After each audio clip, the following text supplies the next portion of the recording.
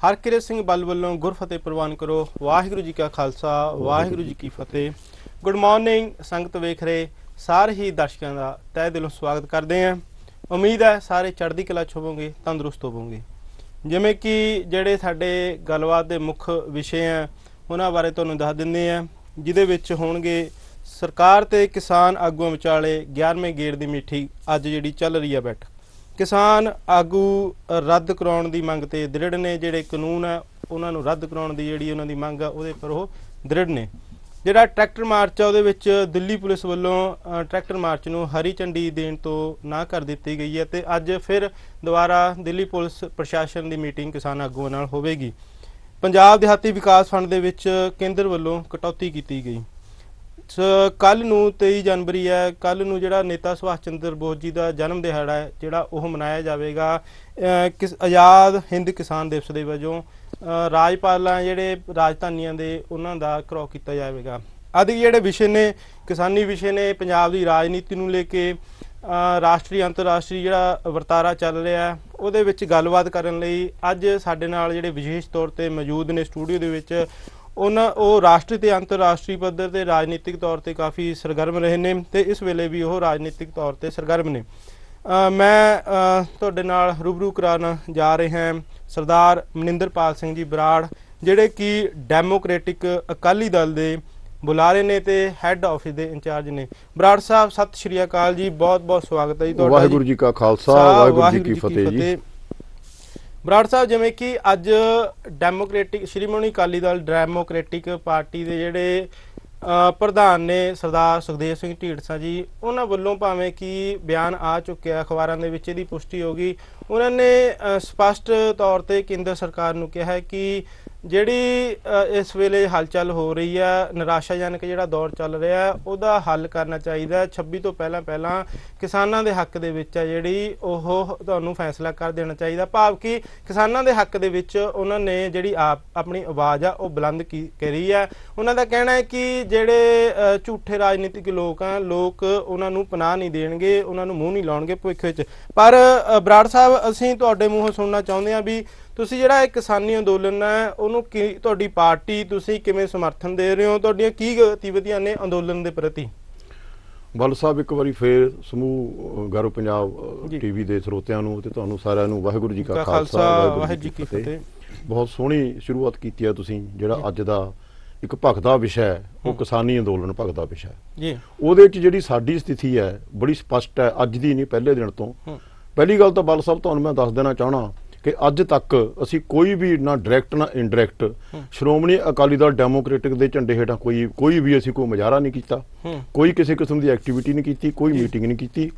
ਪਹਿਲੇ ਦਿਨੋਂ ਹੀ ਸਾਡੇ ਪ੍ਰਧਾਨ ਜੀ ਸਰਦਾਰ ਸੁਖਦੇਵ ਸਿੰਘ ਜੀ ਢੀਂਡਸਾ ਦੀ ਹਦਾਇਤ ਸੀ ਮੀਟਿੰਗ ਕਰਕੇ ਸਾਨੂੰ ਕਿ ਤੁਸੀਂ ਕਿਸਾਨੀ ਝੰਡਿਆਂ ਦੇ ਹੇਠਾਂ, ਕਿਸਾਨੀ ਜਿਹੜੇ BKU ਦੇ ਜਾਂ ਜਿਹੜੇ ਵੀ ਉਹਨਾਂ ਦੇ ਜਿਹੜੇ ਕਿਸਾਨੀ ਝੰਡੇ ਨੇ ਉਹਨਾਂ ਦੇ ਬੈਨਰ ਹੇਠਾਂ ਤੁਸੀਂ ਜਿਹੜਾ ਇਸ ਐਜੀਟੇਸ਼ਨ ਸ਼ਾਮਲ ਹੋਣਾ ਔਰ ਵੱਡੇ ਪੱਧਰ ਤੇ ਸ਼ਾਮਲ ਹੋਣਾ, ਕਿਸਾਨ ਬਣ ਕੇ ਸ਼ਾਮਲ ਹੋਣਾ, ਨਾ ਕਿ ਤੁਸੀਂ ਡੈਮੋਕ੍ਰੈਟਿਕ ਅਕਾਲੀ ਦਲ ਦੇ ਵਰਕਰ ਬਣ ਕੇ ਸ਼ਾਮਲ ਹੋਣਾ।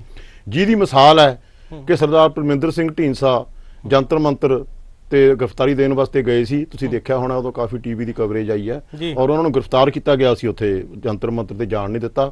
ਔਰ ਉਦੋਂ ਵੀ ਸਰਦਾਰ ਪਰਮਿੰਦਰ ਸਿੰਘ ਢੀਂਡਸਾ ਦੇ ਹੱਥ ਜਿਹੜੇ ਝੰਡੇ ਸੀ ਉਹ ਕਿਸਾਨ ਯੂਨੀਅਨ ਦੇ ਝੰਡੇ ਸੀ ਔਰ ਕਿਸਾਨ ਯੂਨੀਅਨ ਨੂੰ ਸਮਰਪਿਤ ਅਸੀਂ ਇਸ ਐਜੀਟੇਸ਼ਨ ਦੀ ਜਿਹੜੀ ਹੈ ਉਹ ਸਮਰਥਨ ਕਰ ਰਹੇ ਹਾਂ।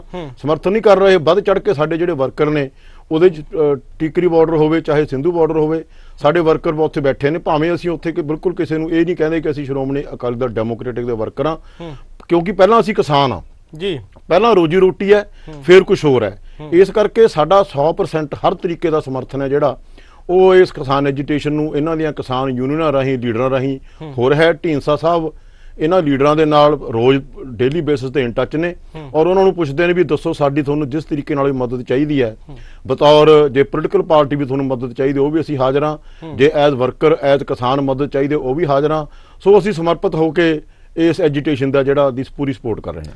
ਇਹ ਇੱਕ ਕਿਹਾ ਜਾ ਸਕਦਾ ਹੈ ਕਿ ਸਰਦਾਰ ਸੁਖਦੇਵ ਸਿੰਘ ਢੀਂਡਸਾ ਦਾ ਸ਼ਲਾਘਾਯੋਗ ਕਦਮ ਹੈ ਕਿ ਉਹਨਾਂ ਨੇ ਜਿਹੜਾ ਆਪਣੀ ਰਾਜਨੀਤੀ ਪਾਰਟੀ ਆ ਉਹਦੇ ਝੰਡੇ ਨੂੰ ਛੱਡ ਕੇ ਪਹਿਲਾਂ ਜਿਵੇਂ ਬਰਾੜ ਸਾਹਿਬ ਨੇ ਕਿਹਾ ਅਸੀਂ ਕਿਸਾਨ ਆ, ਜਿਹੜੀ ਮੁੱਖ ਜਿਹੜੀ ਕਿਸਾਨਾਂ ਦੇ ਨਾਲ ਹਮਾਇਤ ਆ ਉਹਨੂੰ ਕਿਸਾਨੀ ਰੂਪ ਦੇ ਵਿੱਚ ਹੀ ਸਮਰਥਨ ਦਿੱਤਾ। ਇੱਕ ਇਹ ਸ਼ਲਾਘਾਯੋਗ ਕਦਮ ਹੈ, ਅਸੀਂ ਇਹਦੇ ਹਮਾਇਤ ਕਰਦੇ ਹਾਂ। ਜਿਹੜਾ ਸਰਦਾਰ ਸੁਖਦੇਵ ਸਿੰਘ ਢੀਂਡਸਾ ਜੀ ਨੇ ਇਹ ਜਿਹੜੀ ਆਪਣੇ ਜਿਹੜੇ ਪਾਰਟੀ ਵਰਕਰ ਉਹਨਾਂ ਨੂੰ ਇਹ ਸੁਨੇਹਾ ਲਾਇਆ।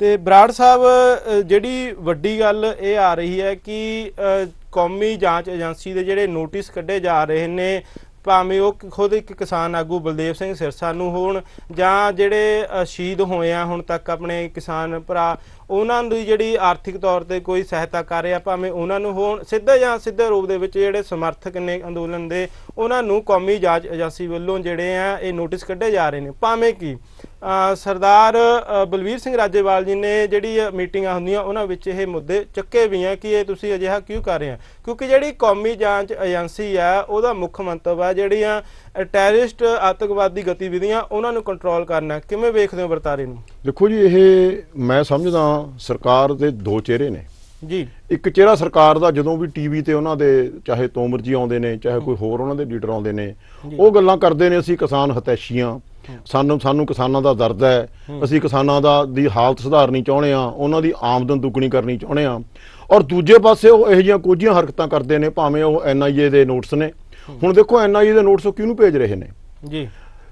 ਇੱਕ SJF ਇੱਕ ਸੰਸਥਾ ਹੈ ਜਿਹੜੀ ਇਹਨਾਂ ਨੇ ਅਮਰੀਕਾ ਕੈਨੇਡਾ 'ਚ ਬਣੀ ਹੋਈ ਹੈ, ਉਹਦਾ ਸਹਾਰਾ ਲੈ ਕੇ ਕਿ ਜੀ ਉਹ SJF ਦੇ ਇਹ ਬੰਦੇ ਜਿਹੜੇ ਹੈਗੇ ਉਹਦੀ ਗੱਲ ਕਰਦੇ ਨੇ। ਜਦੋਂ ਕਿ ਰਾਜੇਵਾਲ ਸਾਹਿਬ ਨੇ ਬੜਾ ਕਲੀਅਰ ਹਰ ਵਾਰੀ ਕਰਦੇ ਨੇ ਆਪਦੇ, ਜਦੋਂ ਵੀ ਉਹ ਕੋਈ YouTube ਤੇ ਜਾਂ ਕੋਈ ਵੀ ਆਪਦਾ ਕੋਈ ਬਾਈਟ ਦਿੰਦੇ ਨੇ ਜਾਂ ਕੋਈ ਵੀ ਉਹ ਗੱਲ ਕਰਦੇ ਨੇ ਕਿ ਜੀ ਇੱਥੇ ਖਾਲਿਸਤਾਨ ਦਾ, ਸਾਡਾ ਖਾਲਿਸਤਾਨ ਨਾਲ ਕੋਈ ਲਿੰਕ ਨਹੀਂ, ਜਿਹਨੇ ਬਣਾਉਣਾ ਅਮਰੀਕਾ ਕੈਨੇਡਾ 'ਚ ਬਣਾ ਲਵੇ, ਹਿੰਦੁਸਤਾਨ ਦਾ ਖਾਲਿਸਤਾਨ ਨਾਲ ਕੋਈ ਲਿੰਕ ਨਹੀਂ ਹੈ ਜੀ। ਜਿਹੜੇ ਇਹ ਬੈਠੇ ਨੇ ਸਾਰੇ ਦੇਸ਼ ਭਗਤ ਕਿਸਾਨ ਨੇ, ਜਿਹੜੇ ਹਿੰਦੁਸਤਾਨ ਦੇ ਸੰਵਿਧਾਨ ਨੂੰ ਮੰਨਦੇ ਨੇ, ਹਿੰਦੁਸਤਾਨ ਦੇ ਝੰਡੇ ਨੂੰ ਸਲਾਮ ਕਰਦੇ ਨੇ, ਜਿਹਦੀ ਮਿਸਾਲ ਦੇਖੋ 26 ਜਨਵਰੀ ਨੂੰ ਜਿਹੜੀ ਟਰੈਕਟਰ ਮਾਰਚ ਹੋਣਾ ਹੈ ਕਿਸਾਨਾਂ ਵੱਲੋਂ ਬੜੇ ਵੱਡੇ ਪੱਧਰ ਤੇ ਹੋ ਰਿਹਾ ਹੈ। ਲੱਖਾਂ ਦੀ ਗਿਣਤੀ ਟਰੈਕਟਰ ਪਹੁੰਚਣੇ ਨੇ, ਲੋਕ ਨਹੀਂ, ਲੋਕ ਤਾਂ ਪਹੁੰਚਣੇ ਨੇ, ਲੱਖਾਂ ਦੀ ਗਿਣਤੀ 'ਚ। ਮੈਂ ਸਮਝਦਾ ਕੱਲ ਪਰਸੋਂ ਦਾ ਹੜ੍ਹ ਆਇਆ ਪਿਆ, ਜਿਹੜੇ ਟਰੈਕਟਰ ਉੱਥੇ ਲੋਕ ਜਾ ਰਹੇ ਨੇ, ਮਾਰਚ 'ਚ ਲੋਕ ਸ਼ਾਮਲ ਹੋਣ ਵਾਸਤੇ ਜਾ ਰਹੇ ਨੇ। ਔਰ ਉਹਦੇ 'ਚ ਦੇਖੋ ਜਿੱਥੇ ਉਹਨਾਂ ਨੇ ਕਿਸਾਨ ਯੂਨੀਅਨ ਦੇ ਝੰਡੇ ਨਾਲ ਰੱਖੇ ਨੇ, ਨਾਲ ਹਿੰਦੁਸਤਾਨ ਦਾ ਝੰਡਾ ਰੱਖਿਆ।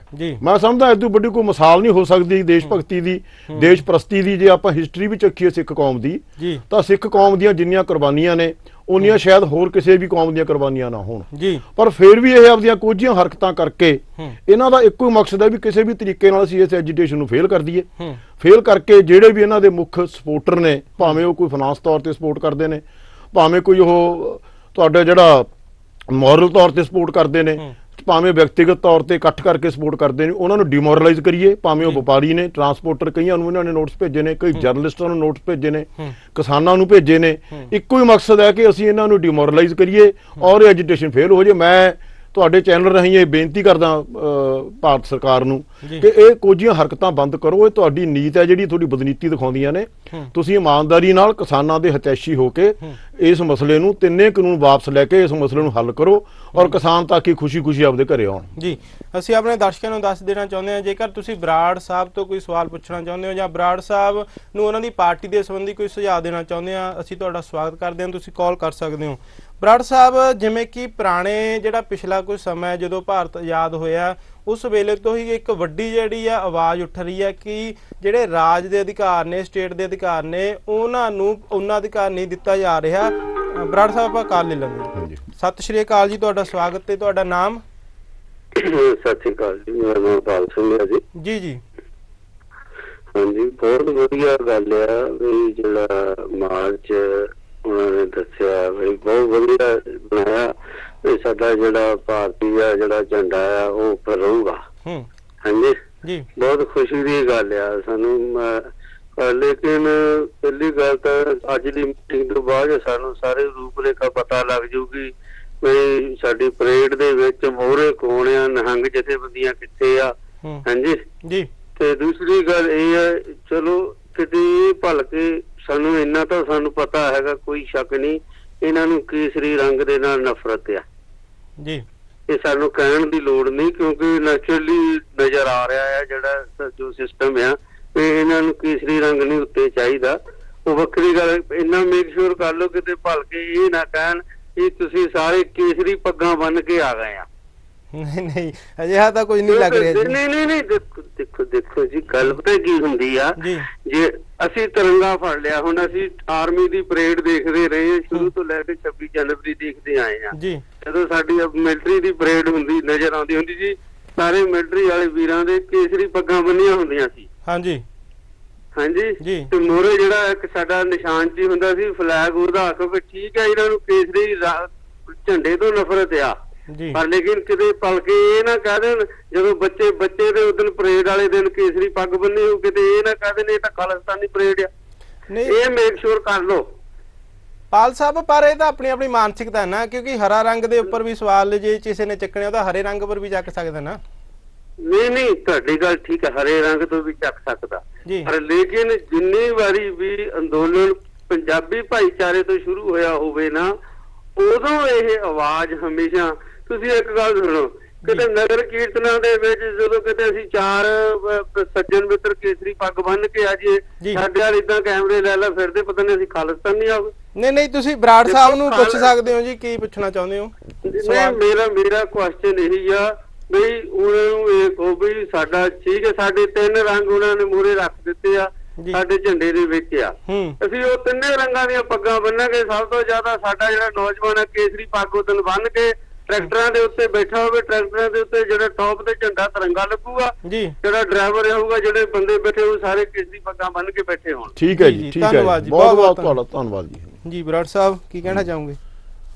ਦੇਖੋ ਜੀ, ਇਹ ਇਹਨਾਂ ਦੀ ਜਿਹੜੀ ਸੋਚ ਹੈ ਬਿਲਕੁਲ ਇਹ ਕਿਸੇ ਹੱਦ ਤੱਕ ਠੀਕ ਨੇ, ਆਪਾਂ ਗਲਤ ਨਹੀਂ ਕਹਿ ਸਕਦੇ ਜੀ, ਪਰ ਇਹਦਾ ਇੱਕੋ ਹੀ ਕਾਰਨ ਮੈਂ ਸਮਝਦਾ ਬੱਲ ਸਾਹਿਬ ਕਿ ਜਿਹੜੀ ਬੇਵਿਸ਼ਵਾਸੀ ਹਿੰਦੁਸਤਾਨ ਦੀ ਸਰਕਾਰ ਨੇ ਆਪਦੇ ਸਟੈਪਾਂ ਨਾਲ ਪੈਦਾ ਕਰਤੀ, ਇੱਕ ਕਿਸਾਨ ਜਿਹੜੀਆਂ ਜਥੇਬੰਦੀਆਂ ਜਾਂ ਕਿਸਾਨ ਜਿੰਨੇ ਵੀ ਕਿਸਾਨ ਨੇ ਉਹਨਾਂ ਦੇ ਮਨ 'ਚ, ਇਹ ਮੈਂ ਸਮਝਦਾ ਉਹਦਾ ਰਿਪਰਕਸ਼ਨ ਹੈ ਕਿ ਆਪਾਂ ਨੂੰ ਹੁਣ ਹਰ ਗੱਲ ਤੇ ਡਰ ਲੱਗਦਾ ਵੀ ਗਵਰਨਮੈਂਟ ਆਫ ਇੰਡੀਆ ਆਏ ਨਾ ਕਹਿ ਦੇਵੇ, ਆਏ ਨਾ ਕਹਿ ਦੇਵੇ, ਆਏ ਨਾ ਕਹਿ ਦੇਵੇ। ਕਦੇ ਖਾਲਿਸਤਾਨੀ ਕਹਿੰਦੇ ਨੇ, ਜਦੋਂ ਕਿ ਕੁਝ ਵੀ ਇਹਨਾਂ ਤੋਂ ਅੱਜ ਤੱਕ ਪ੍ਰੂਵ ਨਹੀਂ ਹੋਇਆ। ਕਦੇ ਕਹਿ ਦਿੰਦੇ ਨੇ ਇਹ ਖਾਲਿਸਤਾਨ ਮੂਵਮੈਂਟ ਇਹਨੂੰ ਸਪੋਰਟ ਕਰ ਰਹੇ ਨੇ, ਕਦੇ ਕਹਿ ਦਿੰਦੇ ਨੇ ਮਾਇਓਵਾਦੀ ਕਰ ਰਹੇ ਨੇ, ਪਰ ਜਦੋਂ ਕਿ ਇਹਨੂੰ ਇਕੱਲੇ ਕਿਸਾਨ ਕਰ ਰਹੇ ਨੇ, ਕਿਸਾਨ ਦੇ ਜਿਹੜੇ ਕਿਸਾਨ ਲੀਡਰ ਨੇ ਜਿਨ੍ਹਾਂ ਨੂੰ 40-40 50-50 ਸਾਲ 60-60 ਸਾਲ ਹੋ ਗਏ ਰਾਜੇਵਾਲ ਸਾਹਿਬ ਵਰਗਿਆਂ ਨੂੰ, ਜਿਹੜੇ ਇਹਨੂੰ ਲੀਡ ਕਰ ਰਹੇ ਨੇ। ਇਸ ਕਰਕੇ ਬਿਲਕੁਲ ਪ੍ਰਚਾਰ ਹੈ ਜਿਹੜਾ ਬੇਬੁਨਿਆਦ ਹੈ, ਇਹਦੀ ਕੋਈ ਸਟੈਂਡਿੰਗ ਨਹੀਂ ਰਹਿਣੀ। ਔਰ ਜਿਹੜਾ ਕੇਸਰੀ ਪੱਗਾਂ ਵਾਲੀ ਜਾਂ ਕੇਸਰੀ ਝੰਡਿਆਂ ਵਾਲੀ ਗੱਲ ਹੈ, ਇਹਦੇ ਤੇ ਕਿਸੇ ਨੂੰ ਕੋਈ ਸ਼ੱਕ ਨਹੀਂ, ਕਿਉਂਕਿ ਕੇਸਰੀ ਰੰਗ ਹੈ ਜਿਹੜਾ ਉਹ ਤਿਰੰਗੇ ਝੰਡੇ 'ਚ ਵੀ ਹੈ, ਇਸ ਕਰਕੇ ਕੋਈ ਉਹਦੇ ਤੇ ਇਤਰਾਜ਼ ਨਹੀਂ ਕਰ ਸਕਦਾ। ਮੈਂ ਜੀ ਠੀਕ ਹੈ। ਬਰਾੜ ਸਾਹਿਬ, ਆਪਾਂ ਗੱਲ ਕਰ ਰਹੇ ਸੀ ਪਿਛਲੇ ਸਮੇਂ ਦੌਰਾਨ ਜਿਹੜੇ ਰਾਜ ਦੇ ਅਧਿਕਾਰ ਆ, ਸਟੇਟ ਦੇ ਅਧਿਕਾਰ ਆ, ਉਹਨਾਂ ਦੇ ਉੱਪਰ ਇਹ ਕਿਹਾ ਜਾ ਰਿਹਾ, ਕੇਂਦਰ ਸਰਕਾਰ ਤੇ ਅਕਸਰ ਹੀ ਦੋਸ਼ ਲੱਗਦੇ ਰਹੇ ਨੇ ਕਿ ਜਿਹੜੇ ਰਾਜ ਦੇ ਅਧਿਕਾਰ ਆ ਉਹ ਉਹਨਾਂ ਦਾ ਪੂਰਨ ਜਿਹੜਾ ਅਧਿਕਾਰ ਆ ਉਹ ਨਹੀਂ ਦਿੱਤੇ ਜਾਂਦੇ। ਕੇਂਦਰ ਸਰਕਾਰ ਵੱਲੋਂ ਰਾਜ ਦੇ ਅਧਿਕਾਰਾਂ ਤੇ ਕਿਤੇ ਨਾ ਕਿਤੇ ਵਿਤਕਰਾ ਰੱਖਿਆ ਜਾਂਦਾ, ਕੇਂਦਰ ਆਪਣੇ ਕੋਲ ਸ਼ਕਤੀ ਜ਼ਿਆਦਾ ਰੱਖਦੇ ਆ। ਇਸ ਜਿਹੜਾ ਵਰਤਾਰਾ ਇਹਦੇ ਵਿੱਚ ਜੇ ਦੇਖਿਆ ਜਾਵੇ ਧਾਰਾ 246 ਦਾ ਹਵਾਲਾ ਦਿੱਤਾ ਜਾਂਦਾ, ਭਾਵੇਂ ਉਹ ਰਾਜੇਵਾਲ ਜੀ ਹੋਣੀ ਵੀ ਇਹ ਮੁੱਦਾ ਚੱਕ ਰਹੇ ਨੇ ਉਦੋਂ ਜਦੋਂ ਕੇਂਦਰੀ ਮੰਤਰੀ ਨਾਲ ਮੀਟਿੰਗ ਹੁੰਦੀ ਆ ਕਿ ਤੁਸੀਂ ਕੇਂਦਰ ਦੇ ਅਧਿਕਾਰਾਂ ਦੀ ਉਲੰਘਣਾ ਕਰਕੇ ਕਾਨੂੰਨ ਬਣਾਇਆ। ਬਰਾੜ ਸਾਹਿਬ, ਅਸੀਂ ਨਾ ਤੁਹਾਡੇ 2 ਸਵਾਲ ਲੈ ਰਹੇ ਹਾਂ ਇਸ ਵੇਲੇ।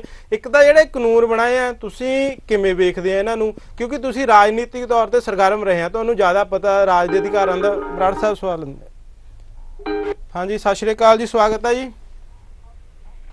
ਹਾਂਜੀ ਬੈਲ ਸਾਹਿਬ, ਤੁਹਾਨੂੰ ਤੇ ਬਰਾੜ ਸਾਹਿਬ ਨੂੰ ਵਾਹਿਗੁਰੂ ਜੀ ਕਾ ਖਾਲਸਾ ਵਾਹਿਗੁਰੂ ਜੀ ਕੀ ਫਤਿਹ। ਤੁਹਾਡਾ ਨਾਮ ਜੀ?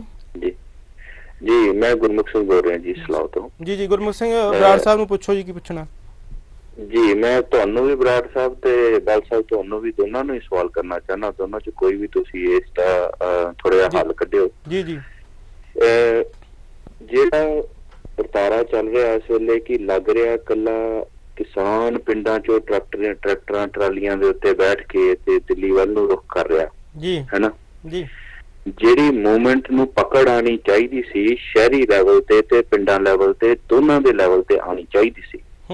ਇਸ ਟਾਈਮ ਲੱਗ ਇਹ ਰਿਹਾ ਕਿ ਵੀ ਪਿੰਡਾਂ ਦੇ ਲੈਵਲ ਦੇ ਉੱਤੇ ਸਾਰੀ ਜਨਤਾ ਸੁਹਿਰਦ ਹੋ ਕੇ ਦਿੱਲੀ ਵੱਲ ਨੂੰ ਕੂਚ ਕਰ ਰਹੀ ਹੈ ਜੀ, ਪਰ ਸ਼ਹਿਰਾਂ ਦੇ ਵਿੱਚ ਉਹ ਹਲੇ ਪਕੜ ਨਹੀਂ ਬਣ ਪਾਈ ਇਸ ਅੰਦੋਲਨ ਦੀ। तो मेरा ये सुझाव भी है ते सवाल भी है कि भी की जिन्ने भी पोलिटिकल पार्टीज हैगियां, आप हैगी, श्रोमणी अकाली दल हैगा या कोई होर भी हैगा, कोई जेड़ी भी पोलिटिकल पार्टी हैगी ਉਹ ਸ਼ਹਿਰਾਂ ਦੇ ਲੈਵਲ ਦੇ ਉੱਤੇ ਕੀ ਅਵੇਅਰਨੈਸ ਕ੍ਰੀਏਟ ਕਰ ਰਹੀਆਂ, ਕਿ ਉਹ ਘਰੋਂ ਘਰ ਜਾ ਕੇ ਜਦੋਂ ਇਲੈਕਸ਼ਨਾਂ ਹੁੰਦੀਆਂ ਨੇ ਤੇ ਘਰੋਂ ਘਰ ਜਾ ਕੇ ਲੋਕਾਂ ਨੂੰ ਸੁਚੇਤ ਕਰਦੀਆਂ ਨੇ, ਪੰਪਲੈਟ ਵੰਡਦੀਆਂ ਨੇ, ਸੋਸ਼ਲ ਮੀਡੀਆ ਦੇ ਉੱਤੇ ਆਪਣੀਆਂ ਪੋਸਟਾਂ ਪਾਉਂਦੀਆਂ ਨੇ, ਜਾਂ ਲੋਕਾਂ ਨੂੰ ਗੈਦਰਿੰਗ ਲਈ ਇਕੱਠਾ ਕਰਦੀਆਂ ਨੇ, ਤੇ ਕੀ ਉਹ DC ਦੇ ਦਫ਼ਤਰ ਦੇ ਅੱਗੇ ਜਾ ਕੇ ਪੋਲੀਟੀਕਲ ਪਾਰਟੀਆਂ ਜਿਹੜੀਆਂ ਕਿਸਾਨਾਂ ਦੇ ਹੱਕ ਲਈ ਕਿਸਾਨ ਜਥੇਬੰਦੀਆਂ ਦੇ ਝੰਡੇ ਲੈ ਕੇ ਬੈਠੀਆਂ ਨੇ, ਕੀ ਉਹ ਲੀਡਰ ਉਹ ਲੋਕਾਂ ਨੂੰ ਇਕੱਠਾ ਕਰਕੇ ਲੋਕ ਲਹਿਰ ਬਣਾਉਣ ਦੇ ਵਿੱਚ ਮਦਦ ਕਰ ਰਹੇ ਨੇ? ਜੇ ਇਹ ਨਹੀਂ ਹੋ ਰਿਹਾ ਤੇ ਫਿਰ ਹਲੇ ਤੱਕ ਪੋਲੀਟੀਕਲ ਪਾਰਟੀਆਂ ਕਿਸਾਨਾਂ ਦੇ ਹੱਕ ਵਿੱਚ ਡਟ ਕੇ ਉਤਰੀਆਂ ਨਹੀਂ ਹਨ। ਆਪਣੇ ਏਜੰਡੇ ਹਲੇ ਉਹਨਾਂ ਨੇ ਕਿਤਾਬਾਂ 'ਚ ਹੀ ਲਿਖੇ ਰਹਿ, ਪਰ ਉਹਨਾਂ ਨੇ ਹਲੇ ਤੱਕ ਬਿਲਕੁਲ ਗੱਲ ਹੋ ਕਿ ਵੀ ਆਪਣਾ ਏਜੰਡਾ ਲਾਇਆ ਨਹੀਂ ਹੈ, ਉਹ ਕੁਰਤਾ ਲਾਇਆ ਨਹੀਂ ਹੈ ਏਜੰਡੇ ਵਾਲਾ, ਪੋਲੀਟੀਕਲ ਵਾਲਾ। ਸੋ ਕੀ ਇਹ ਹੋ ਰਿਹਾ ਕਿ ਨਹੀਂ ਹੋ ਰਿਹਾ? ਮੈਂ ਜਿੰਨਾ ਜਵਾਬ ਦਾ ਜੀ ਬਰਾੜ ਸਾਹਿਬ ਜਵਾਬ ਦੇਣਗੇ। ਭਾਈ ਸਾਹਿਬ ਗੁਰਮੁਖ ਸਿੰਘ ਜੀ, ਬਹੁਤ ਤੁਹਾਡਾ ਜਿਹੜਾ ਬਹੁਤ ਵਧੀਆ ਸਵਾਲ ਹੈ, ਔਰ ਜਿੱਥੋਂ ਤੁਹਾਡੀ ਸੁਹਿਰਦਤਾ ਇਸ ਐਜੂਟੇਸ਼ਨ ਦੇ ਪ੍ਰਤੀ ਦਿਖਦੀ ਹੈ ਕਿ ਸ਼ਹਿਰਾਂ 'ਚ ਉਹਨਾਂ ਜਿਹੜਾ ਜ਼ਿਆਦਾ ਉਤਸ਼ਾਹ ਨਹੀਂ ਹੈ ਜਿੰਨਾ ਪਿੰਡਾਂ 'ਚ ਆ। ਮੈਂ ਤੁਹਾਡੇ ਨਾਲ ਬਿਲਕੁਲ 100% ਸਹਿਮਤ ਹਾਂ ਜੀ। ਸ਼ਹਿਰਾਂ 'ਚ ਸਿਰਫ ਜਿਹੜੀਆਂ ਜਥੇਬੰਦੀਆਂ ਨੇ, ਭਾਵੇਂ ਉਹ ਕਾੜਤੀ ਜਥੇਬੰਦੀ ਹੈ, ਭਾਵੇਂ ਉਹ ਮੁਲਾਜ਼ਮ ਜਥੇਬੰਦੀਆਂ ਨੇ, ਭਾਵੇਂ ਉਹ ਕੋਈ ਹੋਰ ਜਥੇਬੰਦੀਆਂ ਨੇ, ਉਹ ਤਾਂ ਸ਼ਾਮਲ ਸ਼ਿਰਕਤ ਕਰ ਰਹੀਆਂ ਨੇ, ਛੁੱਟੀਆਂ ਲੈ ਕੇ ਵੀ ਮੁਲਾਜ਼ਮ ਜਾ ਰਹੇ ਨੇ। ਪਰ ਬਿਲਕੁਲ ਤੁਹਾਡੀ ਗੱਲ ਠੀਕ ਆ, ਆਪਾਂ ਨਰੋਲ ਤੌਰ ਤੇ ਇਹ ਨਹੀਂ ਕਹਿ ਸਕਦੇ ਕਿ ਸ਼ਹਿਰੀ ਜਿਹੜੀ ਵਸੋਂ ਹੈ ਉਹ ਇਸ ਐਜੂਟੇਸ਼ਨ 'ਚ ਬੜੀ ਐਕਟਿਵਲੀ ਅਗਰੈਸਿਵਲੀ ਜਿਹੜੀ ਉਹ ਪਾਰਟੀਸਪੇਟ ਕਰ ਰਹੀ ਹੈ ਜੀ। ਜਿੱਥੋਂ ਤੱਕ ਤੁਸੀਂ ਪਾਰਟੀਆਂ ਦੀ ਗੱਲ ਕੀਤੀ ਹੈ ਜੀ, ਮੈਨੂੰ ਕੋਈ ਗਰੇਜ ਨਹੀਂ ਪੋਲੀਟੀਕਲ ਪਾਰਟੀ ਦਾ ਨੁਮਾਇੰਦਾ ਹੋਣ ਦੇ ਬਾਵਜੂਦ ਵੀ ਕਿ ਪੋਲੀਟੀਕਲ ਪਾਰਟੀਆਂ ਆਪਦੇ ਏਜੰਡਿਆਂ ਤੇ ਕੰਮ ਕਰ ਰਹੀਆਂ। ਤੁਸੀਂ ਬਿਲਕੁਲ ਠੀਕ ਕਿਹਾ, ਬਿਲਕੁਲ ਉਹਨਾਂ ਨੂੰ ਕੋਈ ਕਿਸਾਨ ਐਜੂਟੇਸ਼ਨ ਨਾਲ ਸਰੋਕਾਰ ਨਹੀਂ। ਤੁਸੀਂ ਕੋਈ TV ਦੇਖੋ, ਉਹਨਾਂ ਦੀਆਂ ਡਿਬੇਟਸ ਦੇਖੋ, ਤੁਸੀਂ ਅਖਬਾਰ ਪੜ੍ਹੋ, ਉਹਨਾਂ 'ਚ ਇੱਕ ਦੂਜੇ ਨੂੰ ਗਾਲਾਂ ਕੱਢਣ ਤੋਂ ਸਿਵਾਏ ਇਹ ਤਿੰਨੇ ਪਾਰਟੀਆਂ ਕੁਝ ਨਹੀਂ ਕਰਦੀਆਂ। ਭਾਵੇਂ ਅਕਾਲੀ ਦਲ ਦੀ ਗੱਲ ਕਰੀਏ, ਬਾਦਲ ਗਰੁੱਪ ਦੀ, ਭਾਵੇਂ ਕਾਂਗਰਸ ਦੀ ਗੱਲ ਕਰੀਏ, ਭਾਵੇਂ ਆਮ ਆਦਮੀ ਕਰੀਏ। ਚਲੋ BJP ਨੇ ਤਾਂ ਖਿਲਾਫ ਬੋਲਣਾ ਹੀ ਹੈ, ਕਿਉਂਕਿ ਉਹ ਤਾਂ ਆਪਦੀ ਉਸੇ ਗੱਲ ਤੇ ਖੜੇ ਨੇ ਜੀ, ਹਾਂ ਸਾਡੇ ਬਿੱਲ ਠੀਕ ਨੇ, ਕਿਸਾਨਾਂ ਦੇ ਫਾਇਦੇ ਵਾਸਤੇ ਨੇ ਜੀ। ਮੈਂ ਪਿਛਲੀ ਵਾਰੀ ਵੀ ਇੱਕ ਡਿਬੇਟ 'ਚ ਬੇਨਤੀ ਕੀਤੀ ਸੀ ਅਖਬਾਰ 'ਚ, ਕਿ ਮੈਂ ਖਬਰ ਵੀ ਲਵਾਈ ਸੀ ਇਹੀ ਕਿ ਜੀ ਆਪਾਂ ਪਾਰਟੀ ਦੀ ਨਿੱਜੀ ਹਿੱਤ ਛੱਡ ਕੇ ਆਪਣੇ ਕੋਲ ਲੜਨ ਵਾਸਤੇ ਬੜਾ ਸਮਾਂ ਮਿਲ ਜਾਣਾ, ਆਪਾਂ ਨੂੰ ਗਾਲਾਂ ਕੱਢਣ ਨੂੰ ਬੜਾ ਸਮਾਂ ਮਿਲ ਜਾਣਾ। ਆਪਾਂ ਕਿਸਾਨਾਂ ਦੀ ਮੋਰਲ ਸਪੋਰਟ ਕਰੀਏ, ਫਾਈਨੈਂਸ਼ੀਅਲ ਸਪੋਰਟ ਕਰੀਏ, ਔਰ ਵਿਅਕਤੀਗਤ ਤੌਰ ਤੇ ਇਕੱਠ ਕਰਨ ਦੀ ਸਪੋਰਟ ਕਰੀਏ। ਛੱਡ ਦਈਏ, ਲਾ ਦਈਏ ਆਪਾਂ ਕੁੜਤੇ ਜਿਹੜੇ ਪੋਲੀਟੀਕਲ ਪਾਰਟੀਆਂ ਵਾਲੇ ਨੇ, ਉਹ ਬੜਾ ਟਾਈਮ ਮਿਲ ਜਾਣਾ ਆਪਾਂ ਨੂੰ। ਪਰ ਹਲੇ ਤੱਕ ਵੀ ਪੋਲੀਟੀਕਲ ਜਿਹੜੀਆਂ ਟ੍ਰੈਡੀਸ਼ਨਲ ਪੋਲੀਟੀਕਲ ਪਾਰਟੀਆਂ ਨੇ ਉਹ ਸਿਰਦ ਨਹੀਂ ਹੋਈਆਂ। ਗੁਰਮੁਖ ਸਿੰਘ ਜੀ, ਮੈਂ ਤੁਹਾਡੇ ਨਾਲ ਸਹਿਮਤ ਹਾਂ ਕਿ ਉਹ ਕਿਸਾਨ ਅੰਦੋਲਨ ਦਾ ਸਮਰਥਨ ਕਰਨ। ਕੇਵਲ ਤੇ ਕੇਵਲ ਸ਼੍ਰੋਮਣੀ ਅਕਾਲੀ ਦਲ ਡੈਮੋਕ੍ਰੈਟਿਕ, ਮੈਂ ਪਹਿਲਾਂ ਵੀ ਬੇਨਤੀ ਕਰਕੇ ਹਟਿਆ ਕਿ ਅਸੀਂ ਨਰੋਲ ਕਿਸਾਨ ਯੂਨੀਅਨ ਦੇ ਝੰਡੇ ਹੇਠਾਂ ਇਸ ਐਜੂਟੇਸ਼ਨ 'ਚ ਵੀ ਸ਼ਿਰਕਤ ਕਰ ਰਹੇ ਹਾਂ, ਔਰ ਲੋਕਾਂ 'ਚ ਵੀ ਗੱਲ ਪਹੁੰਚਾ ਰਹੇ ਹਾਂ ਕਿ ਤੁਸੀਂ ਵੱਧ ਤੋਂ ਵੱਧ ਗਿਣਤੀ ਟਰੈਕਟਰ ਮਾਰਚ 'ਚ ਵੀ ਇਨਵੋਲਵ ਹੋਵੋ, ਔਰ ਉੱਥੇ ਜਾ ਕੇ ਠੀਕਰੀ ਬਾਰਡਰ ਤੇ ਔਰ ਸਿੰਧੂ ਬਾਰਡਰ ਤੇ, ਸਿੰਘੂ ਬਾਰਡਰ ਤੇ ਬੈਠ ਕੇ ਉਹਨਾਂ ਦੇ ਵਿੱਚ ਆਪਦੀ ਹਾਜ਼ਰੀ ਵੀ ਲਵਾਓ, ਔਰ ਇਸ ਐਜੂਟੇਸ਼ਨ ਨੂੰ ਤਕੜਾ ਕਰੋ ਜੀ। ਬਰਾੜ ਸਾਹਿਬ, ਮੈਂ ਗੱਲ ਕਰ ਰਿਹਾ ਸੀ ਰਾਜਾਂ ਦੇ ਅਧਿਕਾਰ ਤੇ ਜਿਹੜੇ ਤਿੰਨੇ ਕਾਨੂੰਨ ਬਣੇ ਆ।